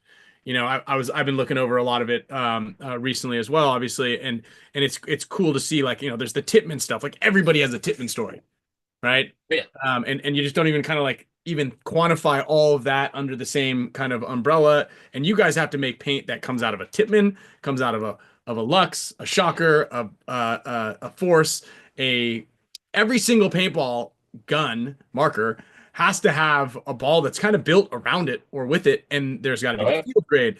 And so the amount of brands on there is just astonishing, and the fact that you can juggle all that, and then you kind of like, all right, there's 4 billion paintballs sold. I've got to go weed the field over on Field 4 next weekend with Mark at Giant Party Sports, Marbleizer only, and then you got this, you got that, and it just obviously, and it's funny because we're gonna get to this too, like wearing a lot of hats, and I want to talk. I just kind of didn't really give you a chance to rebut or say anything there, but you're wearing an Aftershock hat. Obviously, Aftershock's your guys. Yes. Is JT going to have any new teams under the umbrella? I actually don't even really know all the JT teams because I've got a really cool concept for something that I think we're going to do in March at the first event. But what JT teams do you guys have? You don't have to do it in order of favoritism or top down, or Dynasty doesn't have to be at the top. I think you have to say Aftershock first if they're a team, whatever. Who's with? Well, so as it sits right now, I would say I got to think about all of them because again, there's been a lot of teams that kind of have changed, but I think the two top JT teams are. We'll go with Fit first because they won World Cup. Yeah, let's put them up there. Good. There we go. There we go. And then you guys, you know, Dynasty, X Factor, and Yeah. X Factor. Mm-hmm. Right. So I would say those are the big three, right? Whether, you know, other people come along, you know, or anything else, you know, I won't speak to till, you know, those things happen if they do or don't. Right. Obviously on the Empire side, you know, we have AC. And again, I'm terrible. So if anybody gets mad that I can't remember them all, I do my I'm best. so sorry to put you on the spot on that one. Not even try to pay attention because I got to run from it as fast as possible. And then you know, I mean, we did the Hurricanes. We've really done a bunch of everybody. You know, whether all those teams still exist going forward, I don't know, because I know there's been a lot of movement up there with everybody and where they're all going. You know, I think a lot of teams have merged and done different things. So I try not to get involved until the very end, because like you said, I am biased, obviously, and I can't let my emotions get to me, but. You know, on the paint side, I would expect to keep most of the teams we had this year, if not, you know, gain some. Mm-hmm. I do know we spoke to most teams coming into or at the end of World Cup, and definitely some guys have long-term deals that I don't think they can get out of from their current sponsors with regards to product. But Mm-hmm. I don't think anybody was like, no, we don't want to use your paint. You know, like, Right. okay, we use your paint, you know. Yeah. And so I think those would be some options. You know, we expect obviously we'll keep both of you. I think we'll keep, you know, obviously we'll keep X Factor. You will definitely keep Aftershock. And, you know, we'll continue to build from there on paint. Got Paint it. balls, ping pong balls. I saw the hat and I was like, well, there's something going on, or you just love them so much. No. You had to wear that hat whenever you're talking to me for sure. No, well, I haven't cut my hair, and I hate the fact that, you know, I It's have no also with hair those here, lights. I think, and yeah, you definitely need to grows put a here. hat on. So I was gonna wear my Raiders hat, but they're just so abysmal this year that I couldn't do it. What do you think? Kind of going back to someone was joking about the Proteus, and like all that, just the goggle scenario that's going down with like, okay, so you guys are working on one goggle. You guys have these like a bunch of releases of new goggles kind of slated throughout 2025. I mean, the clears are just, I've seen some of the clears that you guys are coming out with, and that's like insane what you guys are doing, which is awesome. But like, what can you tease? Can you give to the guys? So we have a What's in the whole pipeline? concept. Yeah, we have a whole concept around birthstone colors, right? Okay. So whatever that month is, the birthstone, I will tell you that there's probably going to be a goggle for that, a JT goggle, right? With that coloring. We've got another, I want to say, man, rapper's going to kill me. Giving away all the secrets, like a marble. well, you can just say like allegedly. You don't know. Yeah, yeah. If like if you Allegedly. were to do it, Allegedly, we may have like this marbled color faceplate that's really Love cool. And then we've got some more clear colors that we're working on. We actually have a couple different ideas. I think we can do some different things with the hard plastic on the nose versus that. But that actually is a little bit allegedly because we still have to run the tests, right? Because again, you know, kind of going back, you know, people go, why can't you make all this other stuff clear, right? Like make it perfectly clear, perfectly this, because to do that, that's a different material. That material may not actually pass, right? It may not pass that stringent test where you go blast it and it blows to pieces because it just gets fragile, right? Inside of that too, there's heat tests, cold tests where you know, chill everything down to make sure the plastic doesn't break. It is a bit of an ordeal to do all that. And so everyone just goes, well, why can't you just use this? Right? How can someone else do that? And it's like, well, I don't know if that passes, right? Right. Like, and I have to pass, right? Everything, because it's mine. So I can't skirt the edges. You know, I don't get to be who is it? One of those big airplane guys that were like, nah, this is the same airplane, and then the airplanes just nosedive when you pull up on the stick. The guys at Boeing cutting corners. Yes. The guys at Boeing. Yeah, they got big trouble. Like, all right, just keep rolling. Yeah, we don't got, you know, $700 billion that we can be like, nah, it's not a big deal. So we don't play those games. we're getting a ton of olive clears. Like everybody's like olive noses with clears. We need brown clears, the gray ice, Yeah. the brown clears just dropped, right? Yeah, like Ratburn was the most excited about that goggle. So we do our best to get the goggles in ahead, right? At least a couple samples of the finished product. So you get samples, and then you want to get a finished one. Take all the pictures, do all the stuff, so we have it for dealers and for ourselves. So sometimes that happens a lot smoother than you want it or that it should be. And then other times, like, where's the goggle? Oh man, it's late. It's this. We just shipped them with the other ones. Like there's just things happen. And I had seen the smoked one that we just dropped, right? That smoke one in the pictures. I think some of the other ones, it's a smoke clear. I think we dropped it like 2 weeks ago. Oh yeah. Yeah. So I think we did the clear, then we did that one. But that to me in the images, I was like, that's the best looking goggle. It was a smoked lens. I was like, that looks cool. But you have to have light around it, otherwise it's kind of hard to see the faceplate, right? Like it just looks dark. And then the clears look good. And what we didn't have was the brown one. And Ratburn's like, dude, the brown one is by far the best looking goggle. And I was like, oh, okay, if you say so. And then, obviously, I think everybody, nerded out. I think originally on that teal one that we did with that one with was a lot cooler looking in person than I was like, that's the person they came out with. And I coach a team locally out of SC Village, Team Omega, and I think 2 or 3 of the guys had them. I'm like, those are actually really cool. Yeah. And then so that was kind of our first like foray to dip it back in. And we did that drop and we teased it with meter because because of X Factor and the teal. And I want to say, I don't know how many goggles, but it was, around 1,000 they sold in like an hour once they dropped it. Right. So they were the original guys to break the internet. And then right after that, everyone's like, if you don't do clear, you suck. And I think people have been saying that for I think 10 years. We already had the clears in the pipe. But yeah, so the good thing is, I'm not going to say we would not shoot from the hip, but there was a lot of internal motion throughout the year to get this stuff done.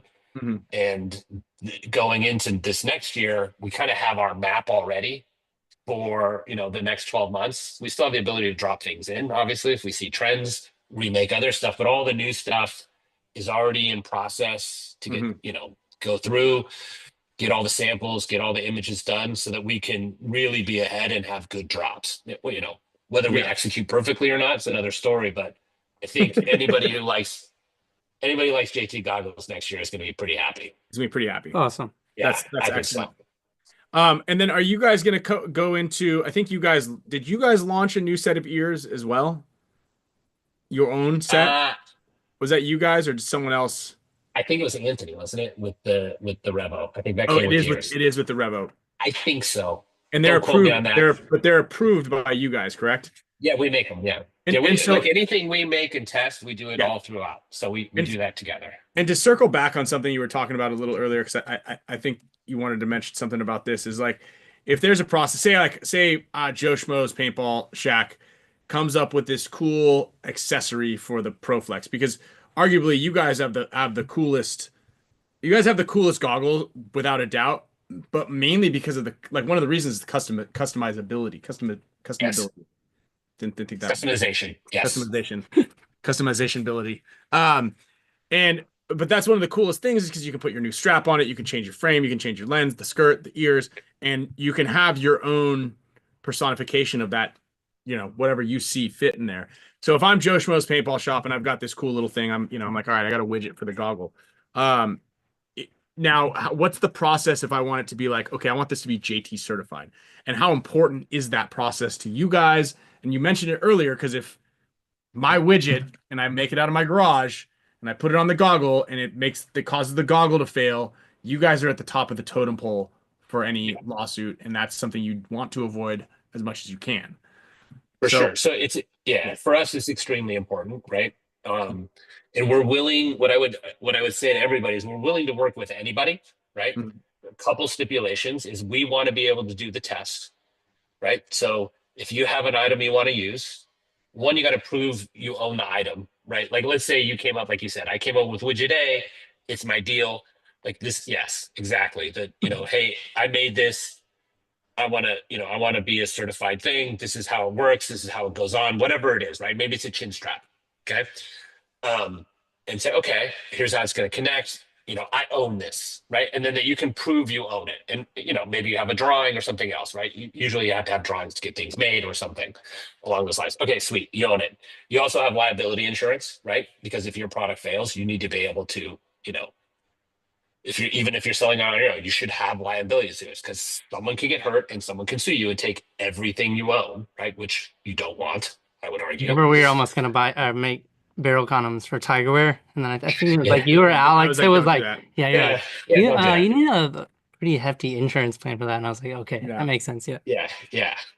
And so you have liability insurance, and then that we get to, we get to adhere to the goggle and make sure it still would pass all the ASTM's tests, right? So, and then what we would do is we would take that, we would go to our third party, house that we use, they would test, right? And as long as it passes, you get the certification that it passes. You continue to give us roughly samples per run, maybe 2 or 3, so we can verify that nothing's changed. If you are going to change something, we want the right to retest. And that's really the process. And then we'll approve you, right? Now, if it's something crazy, like, it's a chin strap that's got a giant, penis sticking out the front, we may just say, yeah, that's not what we want with our brand. We're cool. No. Or it's, says something derogatory, everybody sucks or something else, we could be like, yeah, we're good. We're not interested in having that a part of, what we do. You want to make it, go ahead, have fun, but it won't be part of the certified program.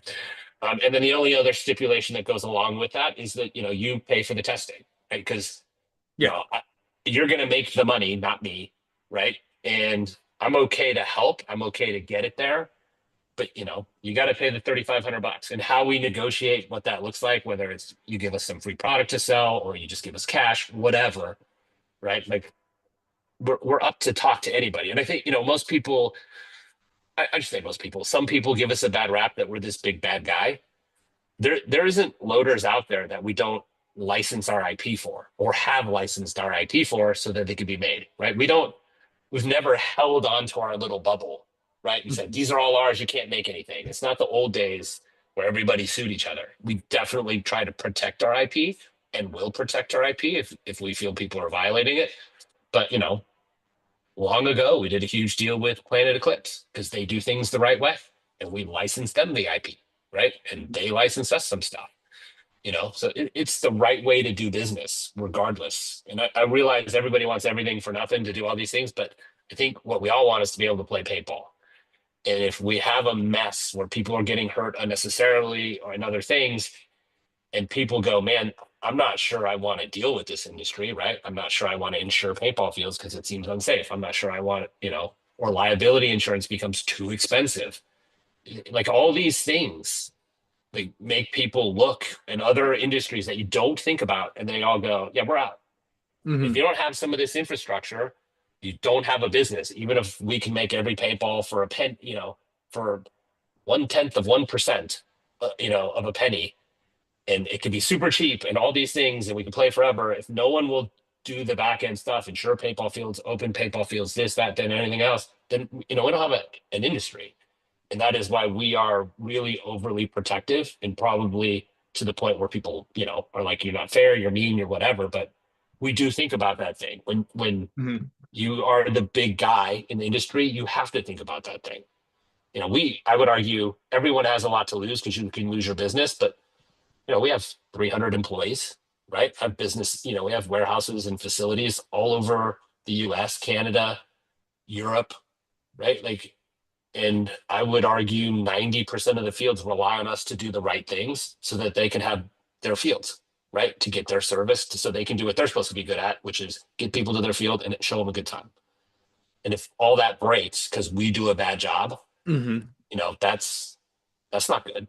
And I don't think other people think of it that way. And, if you're in manufacturing, you should. In an industry, that's the first thing you should think about is that. Field owners should think about how to get more people there and how to make sure they have a good time. And we should think about all that other nuance and nonsense to make sure we can help them do that and that there's no risk associated with it. And if there is something that comes up, right? What was it? I want to say in the early 2000s, there was unfortunate incidents where people were, young kids were getting shot because they had replica airsoft guns, right? Oh, right. And so in California, California was going to pass this sweeping law really against airsoft, but airsoft law, like all the rules that govern airsoft, they fall under paintball. So they're a subset of paintball because it's just the only way they knew how to do it. So all of a sudden, paintball was getting drugged through for doing nothing.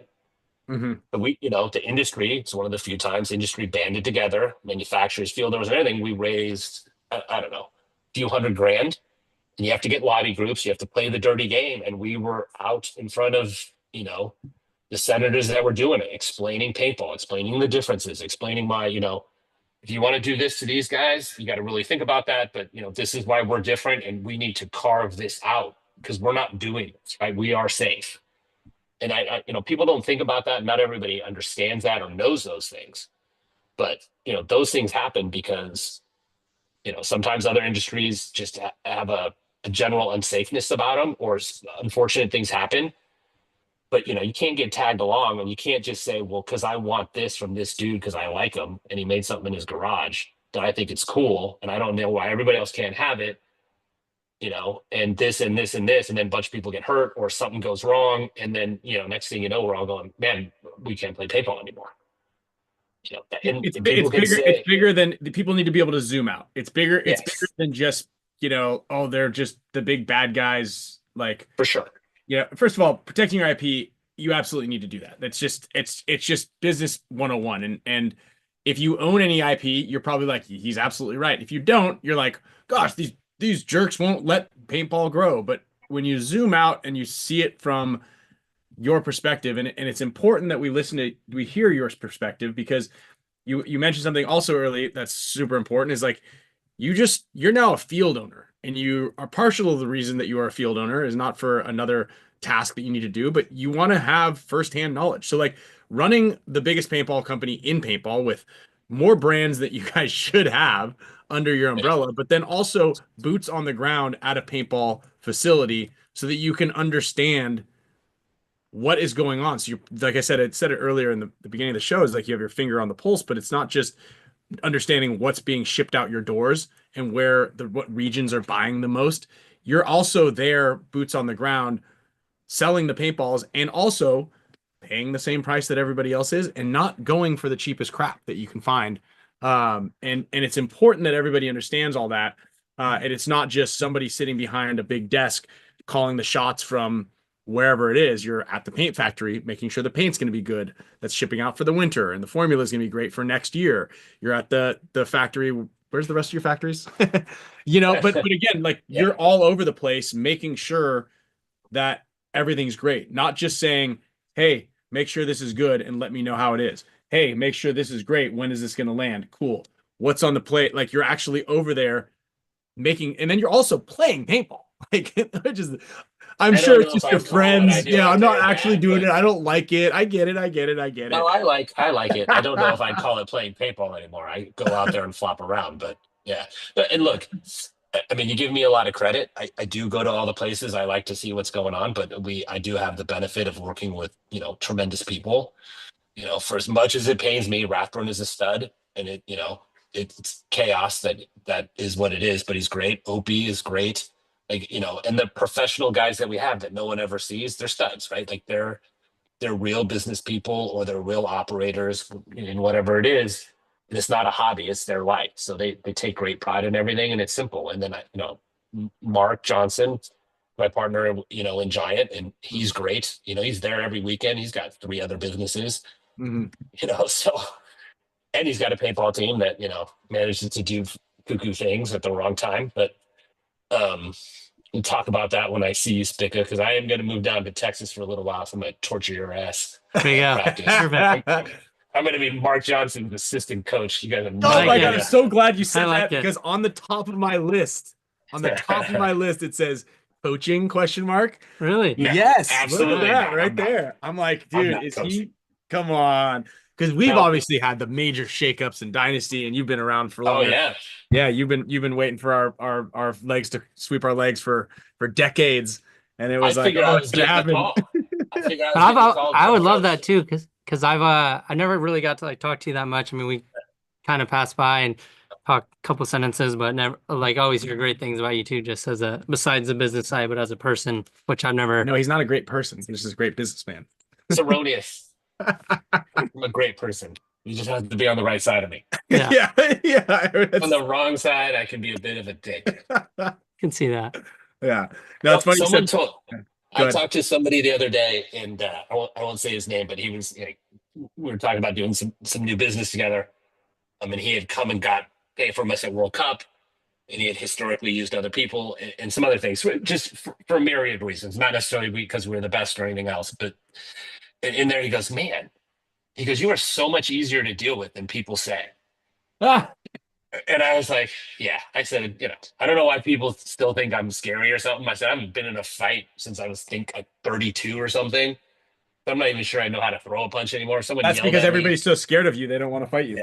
Yeah. I need them all to stay that way because I'm afraid someone pushes me over. I may break now, getting too old. But you do you do a lot of Brazilian jiu-jitsu, right? Yeah, I still do. I've Still taken a do. little bit of time off up here in Canada, but yeah, when I get down to Texas, getting back on the hog. Oh, how long have you been up in Canada? You didn't just get up there? No, I've been here for 3 months. Oh, wow. Oh yeah. Okay. Oh, yeah. Yeah, so we're doing, you know, good things about having some sizes, some scales. You can look at doing stuff, other things. So we're, you know, we do paintball as the majority of our business. We do very little in airsoft, but we do some. But we also do what you call industrial work. So, you know, stuff that could be used in other facets that would be encapsulated. And then now we're working on with a partner some nutraceutical stuff, so like fish oils and other things. Right, right. So that we can, you know, carve out some of the sweets to do that and, you know, just give it a little bit of a different revenue stream to help. Good thing to have expertise and to be able to follow processes, right?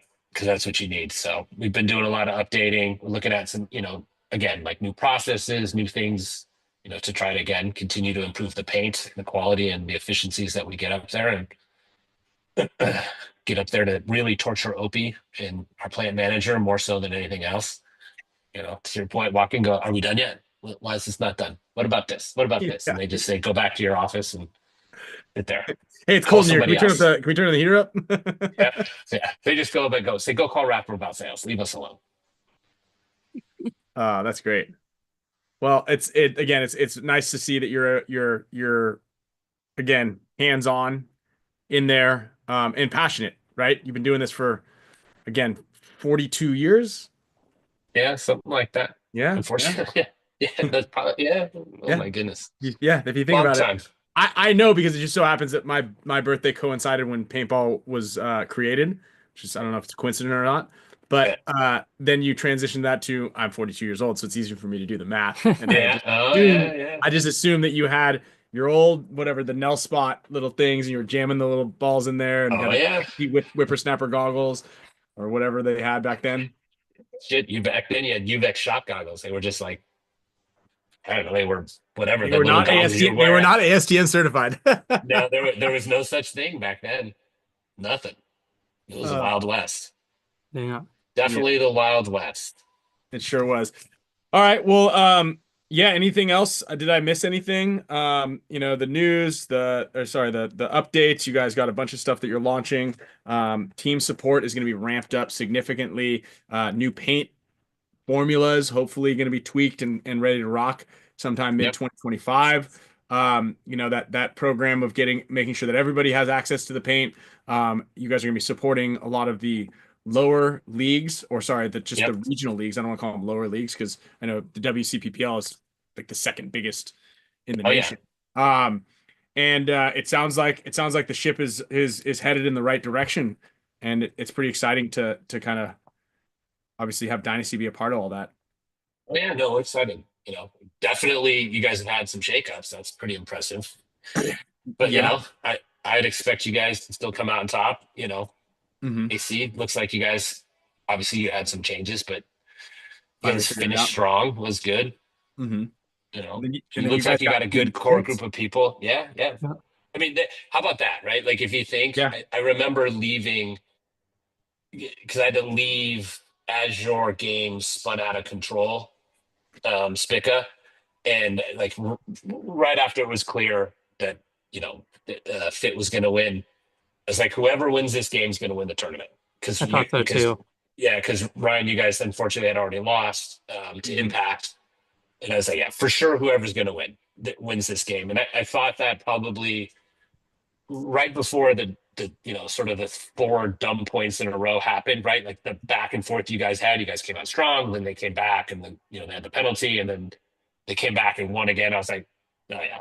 I think I told Alex when we were standing, I go, this game is going to be chippy, buddy. And he goes, why? I go because some of the guys on Fit used to play with AC, right? And Fit was, or I guess the right way to say it is back then AC was the top dog, and Fit was the up and coming guys, right? And now it definitely makes sense. was a little bit different. And I think it's the first time, if I remember right, ever that the rookie year a team comes in, they win a pro tournament, right? Their rookie team wins. Even you guys didn't do it, right? You guys came in and we beat you guys in World Cup. But that wasn't your first year. That was our first year. No, it was not. It was your second year. That was our first year, 2001. It's a different format. It's a different format, though. I didn't want to bring that up. I didn't want to bring it up. I wasn't going to say it. Was that really your rookie pro year? That was our rookie year. Yeah. Our very first event was LA Open that year, and we beat you guys on the hyperball field. And I think we took third, and GZ won that first one. GZ won. Yep. Yeah. And then that game cost us because we played like idiots. Yeah. We had you all the way down the back line, and then Ralphie and the Dank played like fools. Me and Rodney pulled it off. Yeah. And I ran. Who did I run? I ran somebody, and I think they popped out and you caught me at the last minute. And I remember Chuck go, "Don't shoot!" And I was like, "Chuck, I will bounce you off your head if you run your mouth again." He's like, "Why are you gonna be a dick?" Oh yeah, I was so mad. And then you guys, yeah. And then there was a penalty. There was like some big penalty at the end that was a reverse point hang. It gave us we had the pull, and then we ended up getting like an extra couple bonus points.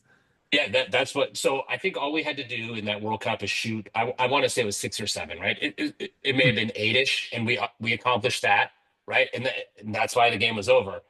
And I will say, of all the things, like I watch games, when I see things that are what I would assume are bad play, like someone not playing well, it was like, Jesus, guys, these guys suck, or whatever it is. But very rarely do I get mad. Even when Aftershock should have beat you guys this event, and going into that point where you guys came back and tied it, and then or went ahead, I looked at Poop and I said, "Hey, do you guys have a play to stop this?" And he goes, "Yeah, that's what they're working on." I said, "They're going to come, and all you got to do is weather the storm. Cross, do this, right?" We're talking through it, and then obviously you guys ran right through, and it was a good point, and then you end up winning. And I looked at him, and he's like, "I don't know," because I would argue we wouldn't have let that happen, right? Like everybody would have left that field, right, wrong, or indifferent, and they didn't play bad, right? It just you guys played right, and they whatever the setup was, just it didn't work out, and you guys got a couple good kills, and that's how it works out. But I wasn't mad or anything else. I know the guys were frustrated. Todd was frustrated, both Todds. But when you guys self-imploded, Spicka, it took everything in my bones not to walk into your pit and go off like a lawn sprinkler. And it's not my team, and it's not because I'm a sponsor or anything else, but you both have won professional tournaments, right? You know how hard it is to win a tournament. And to me, I just saw that World Cup again, right? Like we played were there. That game. We had it pretty much. Yeah, right. Yeah. And so what I saw is us going back, and you're right, Brian, thanks for bringing it up, to that game with you guys. You brought it up. Right? I just had to correct it. And we went into that game because we didn't like that field. It's so dumb what you remember as an old person, but we went into that game not liking that field and saying, look, all we got to do is this, right? Not what Aftershock usually does. Let's just go pound them into the dust. And if we win, we win. If not, let's go play this way. Let's play this. We don't like the field. Anything else, all we got to do is shoot this many guys. And that was our mentality, right? And so you guys came through at the end of the game.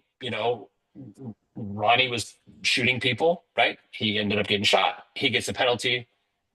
even though they swung the penalty afterwards and redid it, right? Like the game was over.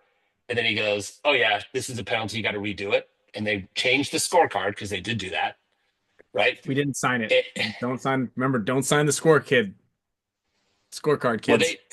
yeah. So you didn't sign it. We signed it. And it just didn't make it back to the scores table. That was like the excuse of why you could redo it.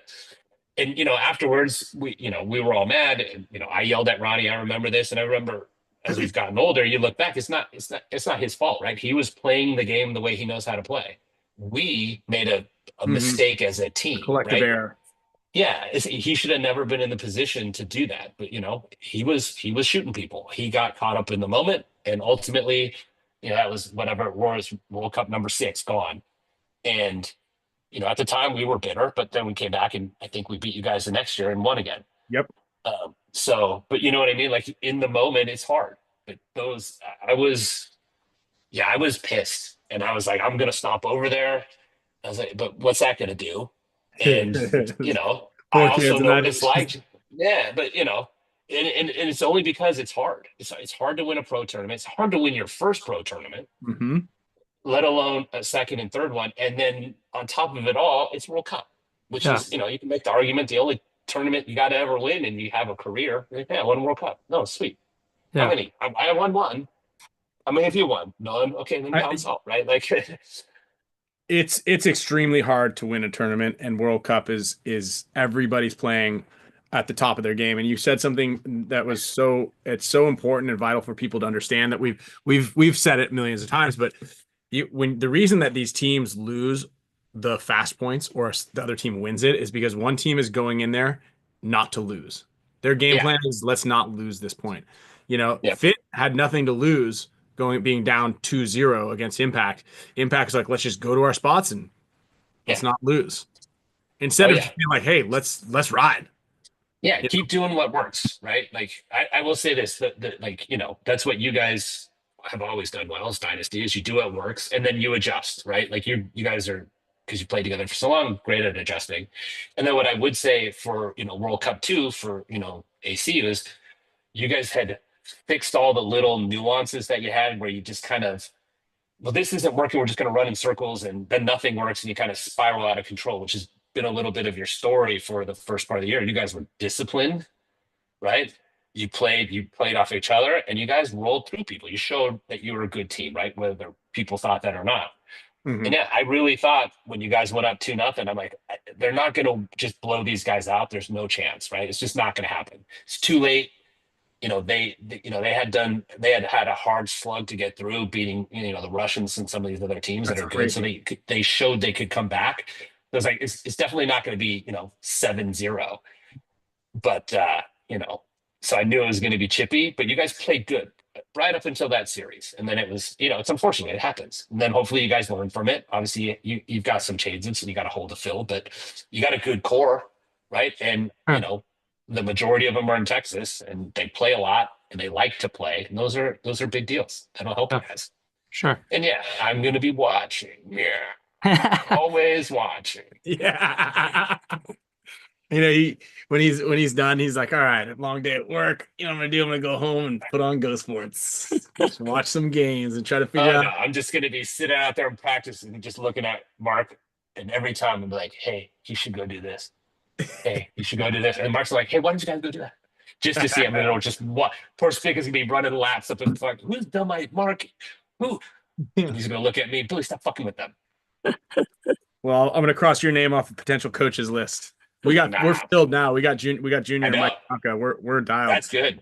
We're just looking for one more guy. I think we just need one more player, and we've got a short little list of guys that I think will fit really well into the team. And I'm betting that that Dynasty finishes higher this year in the standings than we did last year.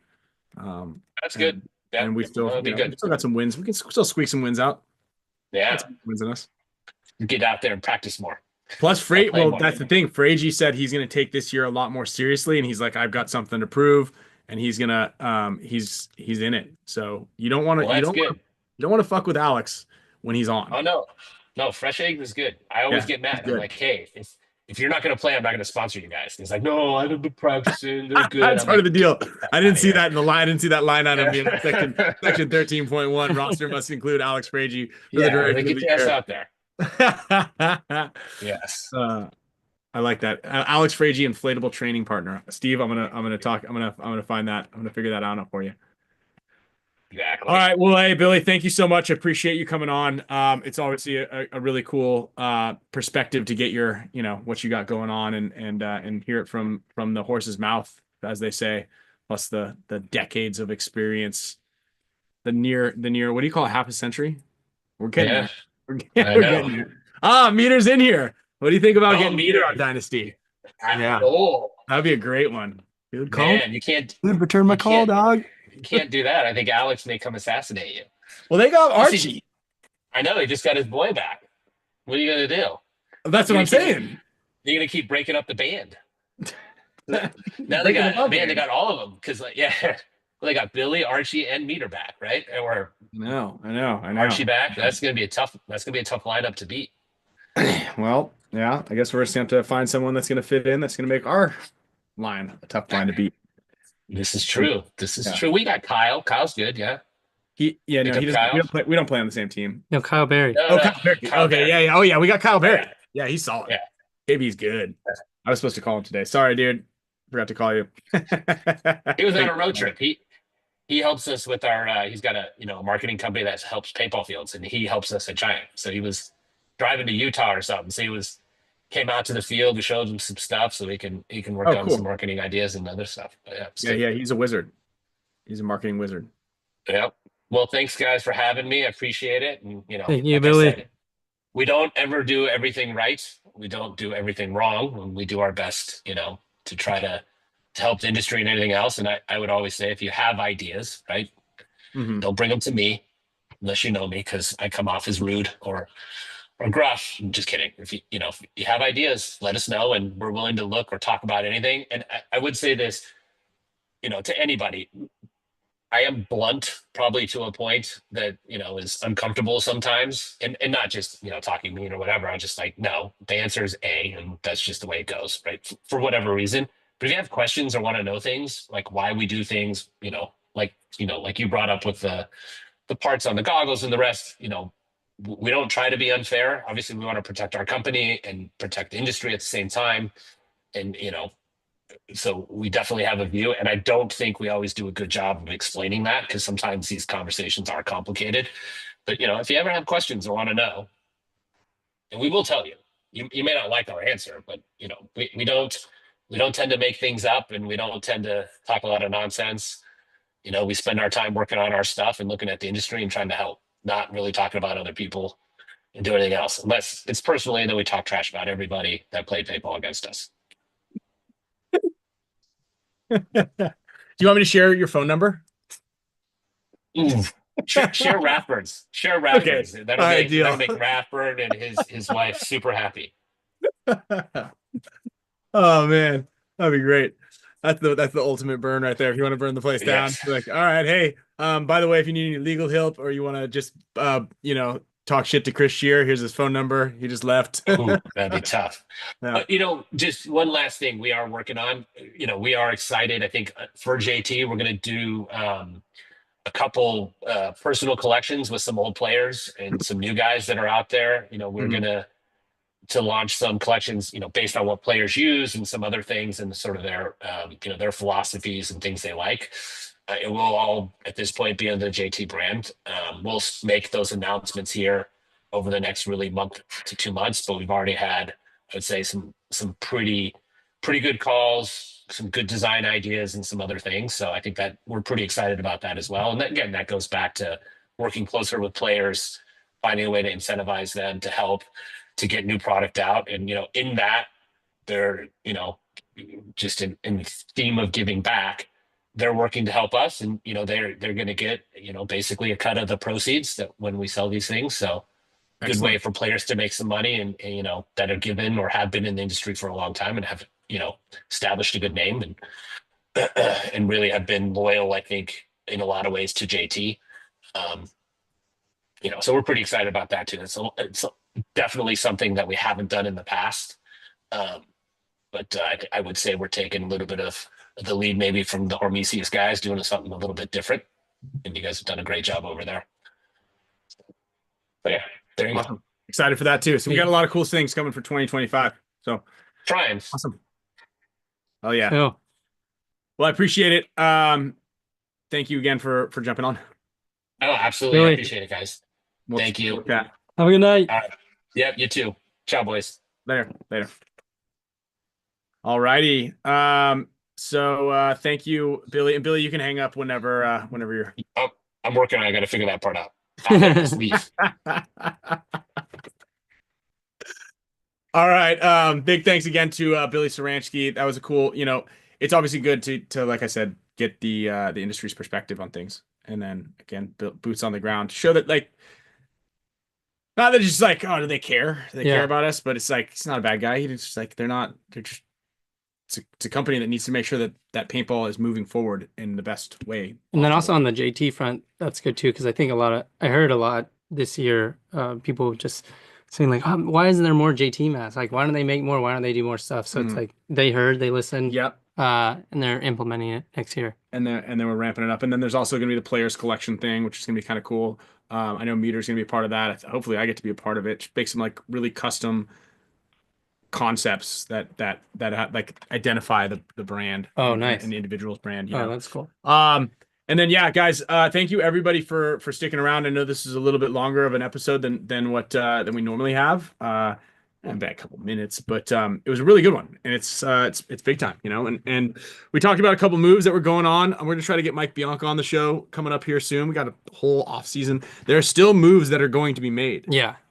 We accidentally made an announcement on someone who's moving earlier. We haven't announced the Damien thing. I think we're gonna let him do it. What bugs me is when people they don't move, they don't make the moves like on the Tuesday. Like, come on, man. Yeah. Look, if Damien announces where he's going like tomorrow or on Thursday or Saturday, we're gonna have some words. Yeah. We're gonna have some absolute words. The other thing too that I guess I haven't watched it, but I guess Kyle Berry on the PTG podcast said something like, we'll need to get Harris back on here, but ML Kings still might have their name. It's not like set in stone. Oh, it's not NYX for sure. Yeah. But I keep seeing stuff with NYX, so I don't know. We'll see what happened. That also, I've heard that Aftermath is kind of losing a lot of players, so it'll be interesting to see. They lost their 3 guys that were on the Hunters. Those guys have left. I believe that Ethan Castro and, well, possibly, allegedly, maybe Juicy, Ethan Castro and David Ramirez are going to leave, and there was a conflict of interest with the sponsors. With David and Violence are going to be partnering with JT. I think we shot the Violence paint at the last WCPL event, so he's going to have his own thing. So that's pretty cool. NYMLKX.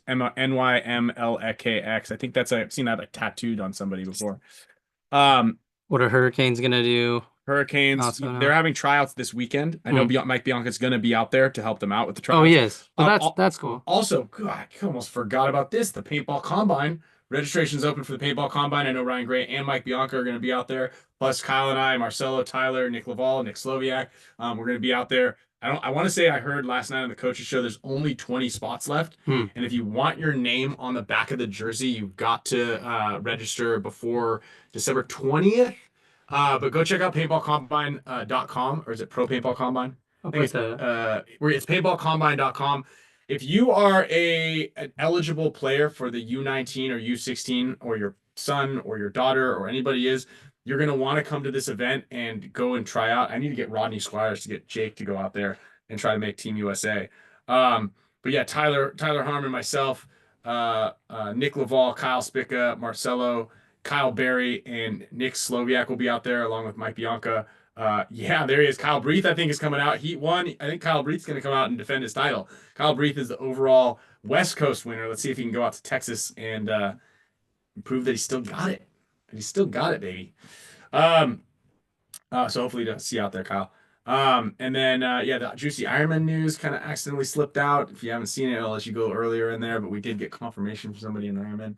My bad. Sometimes this just slips out.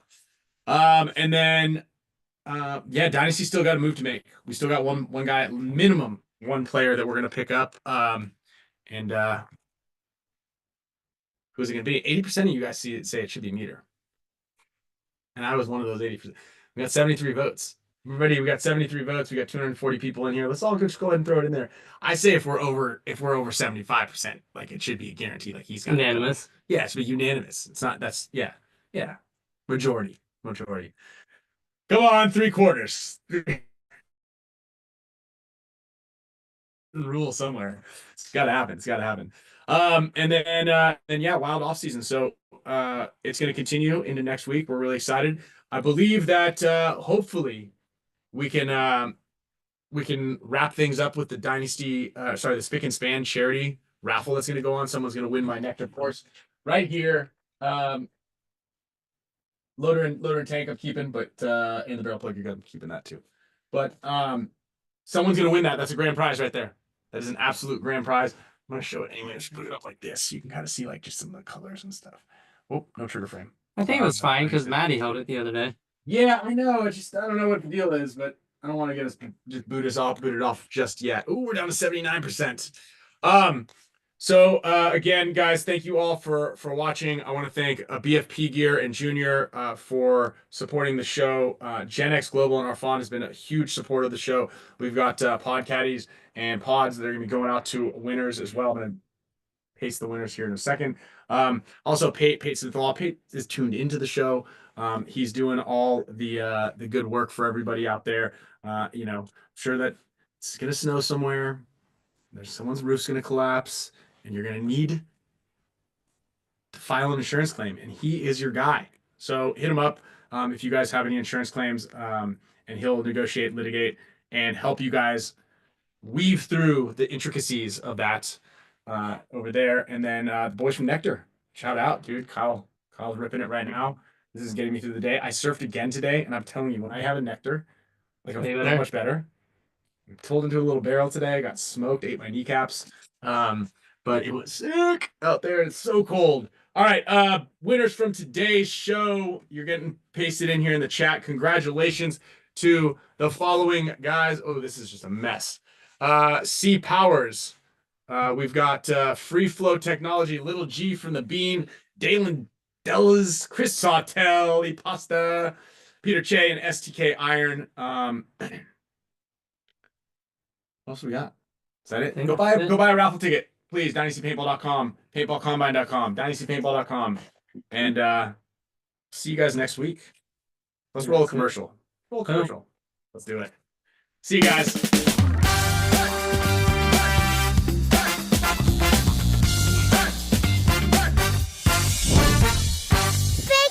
Spicka Span Show!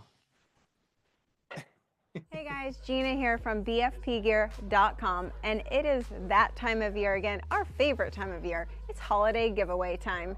For every $50 you spend online or at either of our store locations, SAC Paintball Store or Extreme Paintball Store, you will earn an entry into our amazing giveaway.